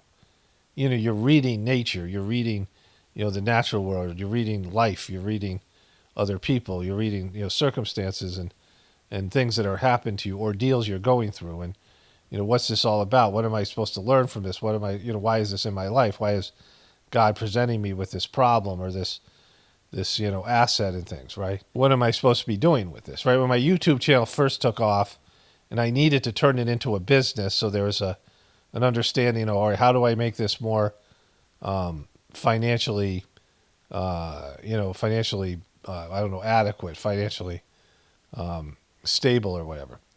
How do I make enough money that I can turn this into a job? But on a larger scale, why is my voice supposed to be out there in the internet? Like, what do I have to offer? What am I contributing here? Certainly to do with the Signalgate system and understanding what I believe the solution to this problem is, which is connecting with the divinity within you. Like, how do I get that message out? How do I mold myself, and how was I molded before this into being the kind of person that could deliver this information, right? This is like part of the thing. Reading and understanding and, why you're chose for something and what your responsibilities are, and, looking for feedback and understanding, what you should do or what you should not do, and, all of the above, right? There are times when I was sitting with Master Charge, the third Master Signalgate system. There's a bunch of people around him, and sometimes he'd go out shopping, like he'd go to a mall or go someplace, especially like if he's in a foreign country, just seeing, the different things they had to offer. And someone said, Charge, you're going to go shopping. But I think it might have been in India. I'm not sure where it was. And he said, no, I had a dream the other day and I lost my credit cards. And the person said, well, that's just a dream. He said, no, it means something. It means that I should, to be more frugal or not spend money, something like that, right? Like he was saying, taking feedback. Like there's things that are being communicated to you. There's people who channel out loud and can have conversations, but, there's so many different ways of getting feedback, and you're just being aware of things. And some, that just means something. And, and also how you feel about something. What does it make something make you feel? And do I feel apprehensive? And, using intuition. So there's all these things at play. And these motherfuckers, Trump and these guys, just don't do that. Like, there's a total lack of that. I mean, not just the Republicans, all of them. People in the media, almost everybody. There's no sense of personal reflection. you know, in terms of like how I dealt with the dodgy, you know, as I'm kind of realizing the dodgy has fallen, and the big kicker for me was I wasn't feeling the transmission, which is the key to Saj Marg, and the only reason I meditate. And the sittings weren't working for me, the group meditations and the other sittings. I mean, all the other corrupt bullshit he did, all the other stuff he did, it would be hard for me to leave the transmission behind. You know, why should I suffer because he has character issues and the rest of the mission sucks? And, you know, I've been ostracized in these things. You know, I was persona non grata. But I wouldn't have quit if I felt the transmission was still there. But then when I realized once I did quit, I started feeling the transmission again. And so he was, you know, the mission, the corrupt organization that he had created, and when he hijacked Saj Marg and turned it into this corrupt thing called Heartfulness, was blocking my access to this divine energy, which was the whole purpose the only reason I'm part of this thing, right? The transmission is, you know, transformational, and without it, it's just another bullshit organization with fucked up people, right? Like all religions are. So, you know, it would become this cultish religion instead of a dynamic service that helps you connect to the divine within you. And so it took me a while to understand that. And then when I did, you know, I started doing the Gratefulness meditation, and I'm like, well, I should include other people. And then I had this dream that I was made a preceptor again. You know, I was a precept for a while, and then I wasn't. And I had this dream, and Chargy made me a preceptor again in the dream, so I started doing the sittings. But all these things, I was looking for feedback. And now it's about, you know, expanding the services and building a community in the Saj Marg system, you know, Gratefulness meditation. And I'm, you know, slightly apprehensive about it because I know that I don't want to get overwhelmed. I don't want to feel bitter. I don't want to take on more than I can take on. I'm just worn out, and I'm a little bit jaded by the whole thing and jaded by people. And so, you know, I'm hesitant to, I mean, people are such takers because they're so desperate. I mean, most people are just depleted of any, you know, they don't have any prana left in them, and they're so desperate, and they need to be propped up, and I just don't have the ability to do it, and I don't have the, you know, with the organization behind me the way, you know, it used to be. When there was an organization, it was more people than just me. And in that organization, I had very little responsibility, right, to pull off gatherings and these things like that. And also building a pocket of the future, which, you know, we're kind of doing it with our farm. And, you know, but my kids they don't want any part of it, right? You know, that just ended. Like you know, my relationships with my kids are going to be very superficial, if at all. And that's a real bummer because at one point, it was everything. My kids were going to have an intergenerational family farm and, you know, this whole thing. And I had so much more energy and enthusiasm, but it just didn't go. There was this idea of a Guru Kulam, which was a school, you know, built in a sort of pocket of the future type thing. You know, it's an Indian term for a school where there's, you know, there's farming and there's, you know, life skills and there's community and, you know, parents live in it's like almost like a village-based school. And, you know, when my kids were young, we were homeschooling. That was something that was up for doing. And now that's not going to happen. They're gone. And I'm not, you know, I'm going to have very little relationship with any grandkids that might be there, which sucks. But, you know, it's just the way it's went, and I've accepted it. And I'm just kind of over it. You know, I worked with kids for so long, raising my own kids and working with, you know, kids in treatment centers. And there's a point where you just, you know, I'm over working with kids. Like, it's just that part of my life is over. And, you know, immature people as well. And so, and my point is, like, you know, there's a direction for the Gratefulness meditation, and it might expand, and I might do more, and there might be community, and there might be gatherings, but I'd have to be shown some signs, right? Like, I would need some convincing. You know, I'm not going to resist it if it happens, but I'm not going to force it either. I'm not going to try to push for it because, you know, I just can't do it. Like, it would have to be something that happened without without me being the central force making it happen. Like, I'm not going to make it happen. You know, I either have to get some direct orders to do so. Like, I'd have to, you know, have dreams about it and just, you know, something where I'm like, all right, I'm supposed to do this. And, you know, I would need to have just some sort of confirmation that it's supposed to happen. Not just that I want to happen or I think it should happen, but it's supposed to happen, right? Because I'm looking for feedback.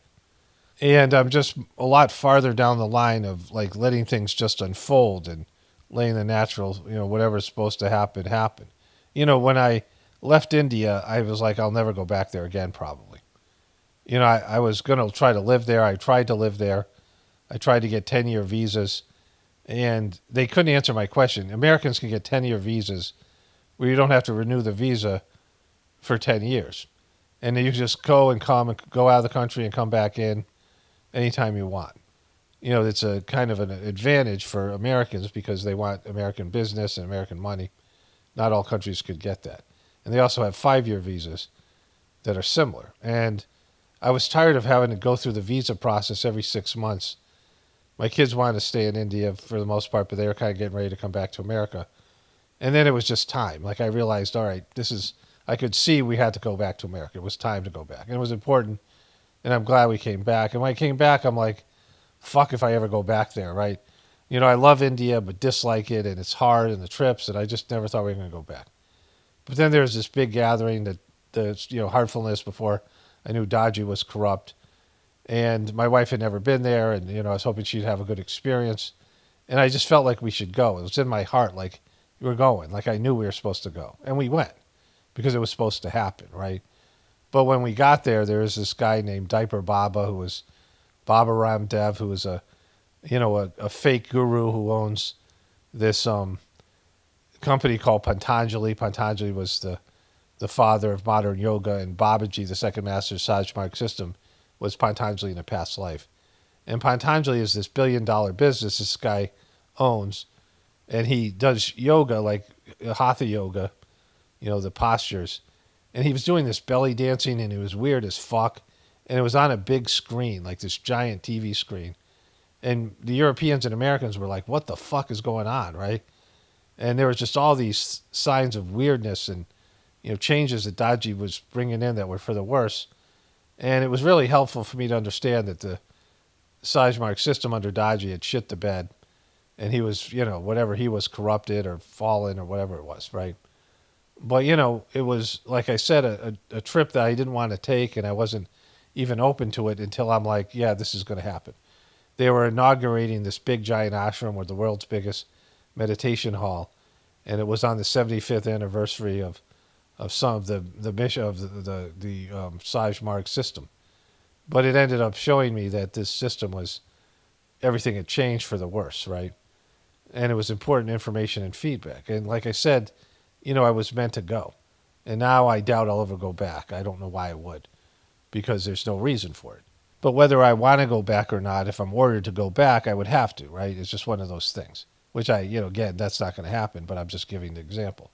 And so being able to read nature and look for feedback, and the feedback specifically about what you need to change, what you need to grow into, what you need to embrace. Like every parent has to do this. When you have kids and all of a sudden you realize, I can't be the same kind of, chucklehead I was when I was single and I didn't have kids. Now I'm a parent. I have to embrace the role of parents. Like we all go through it. It's a little bit easier for mothers because, giving birth to a baby helps kick all these things in. But, if you don't have that either as a mom or certainly as a dad, and you're not even around for the birthing experience, you have to embrace these roles, just like as a pet owner or a farmer, or these things where you take responsibility for other beings, other creatures, land, whatever it might be. There's things you have to do. You have to learn, you have to adjust yourself. There's things that maybe you didn't want to do, that you have to, any job you have this, where you have to step into these roles and take responsibility. And there should be some, I never like the word pride, but, some pride in your, your performance, that you want to, do the job to the best of your ability, and you want to get better at it as time goes on. And so I'm saying all this because these people do the exact opposite. That's why they're horrible leaders. The Democrats, the Republicans, they have an agenda. The business people, all these people, they have an agenda, and they want to force their agenda and their desires on something that, isn't supposed to be. They want to make something happen that isn't endorsed by God. And the powers that be are like, you guys aren't going to get 4% of the resources anymore. You guys can't have 1/4 of the resources for 5% of the people. So fuck you guys.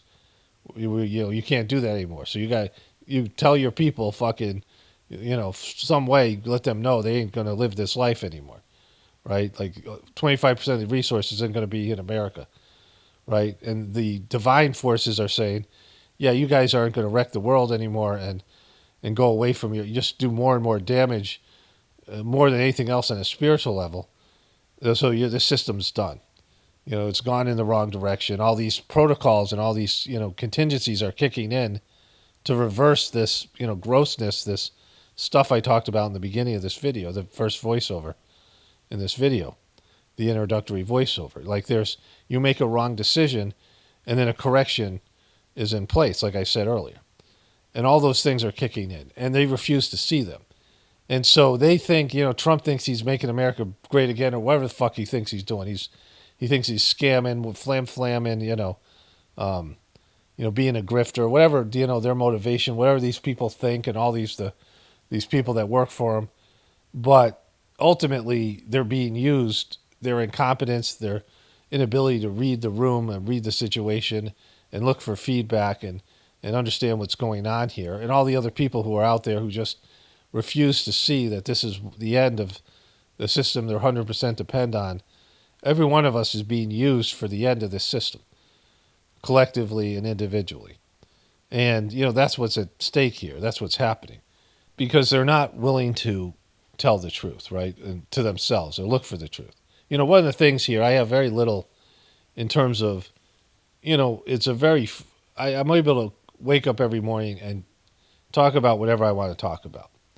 And, I look at world events and celebrity culture and, sports or whatever, things that are interesting to me. I see a movie that I think is worth talking about or, things going on with my personal life and the, dogs and the chickens and the farm and, wherever it is, right?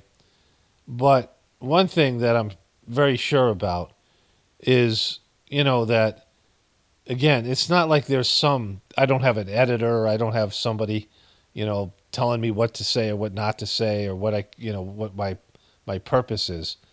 But I know the number one thing is that I tell the truth to the best of my ability.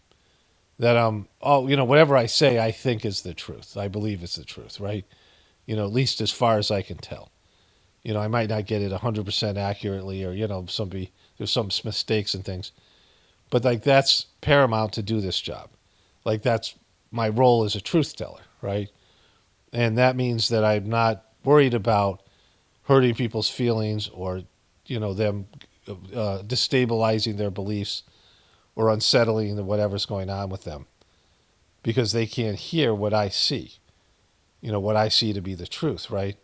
I just have to be able to tell the truth. And there's not much to my job here, other than that. Everything else is just, waking up and talking and, receiving information and energy and being a conduit for the divine, which is not, it sounds grandiose, but all of us can do it. It's just a willingness to get out of our own way, get out of our way of our egos, and allow divinity and divine information and divine energy to come through us.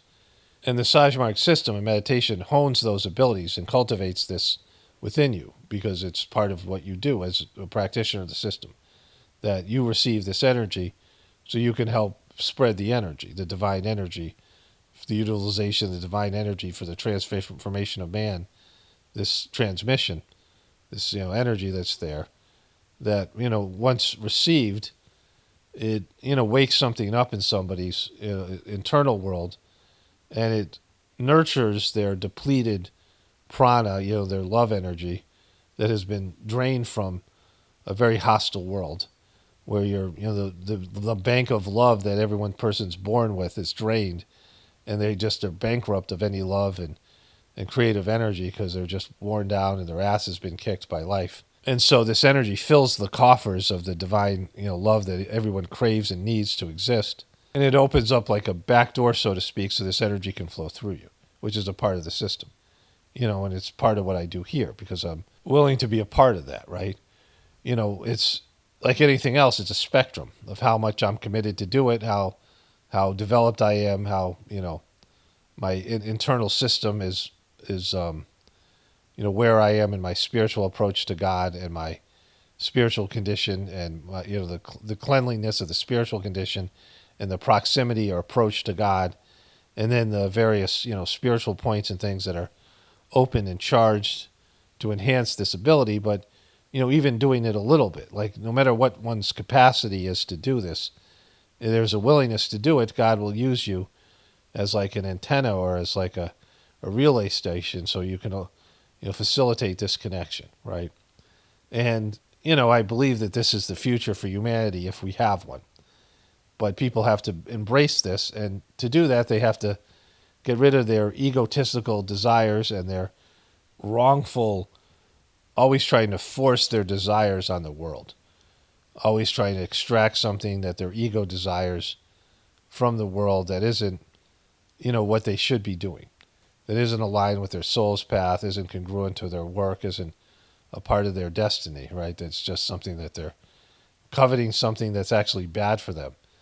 These addictions and these things that they think they love and they want, but they don't, and they actually hurt them. And so many things that people, they force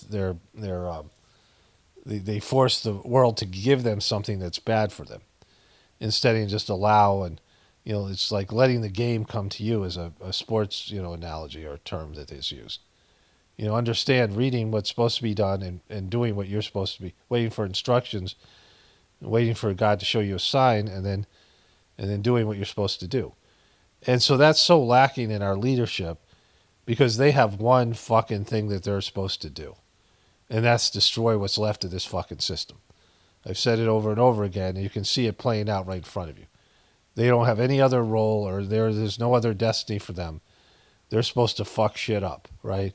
That's what you see. This latest scandal with, the whole thing that I've been talking about with the leaked information.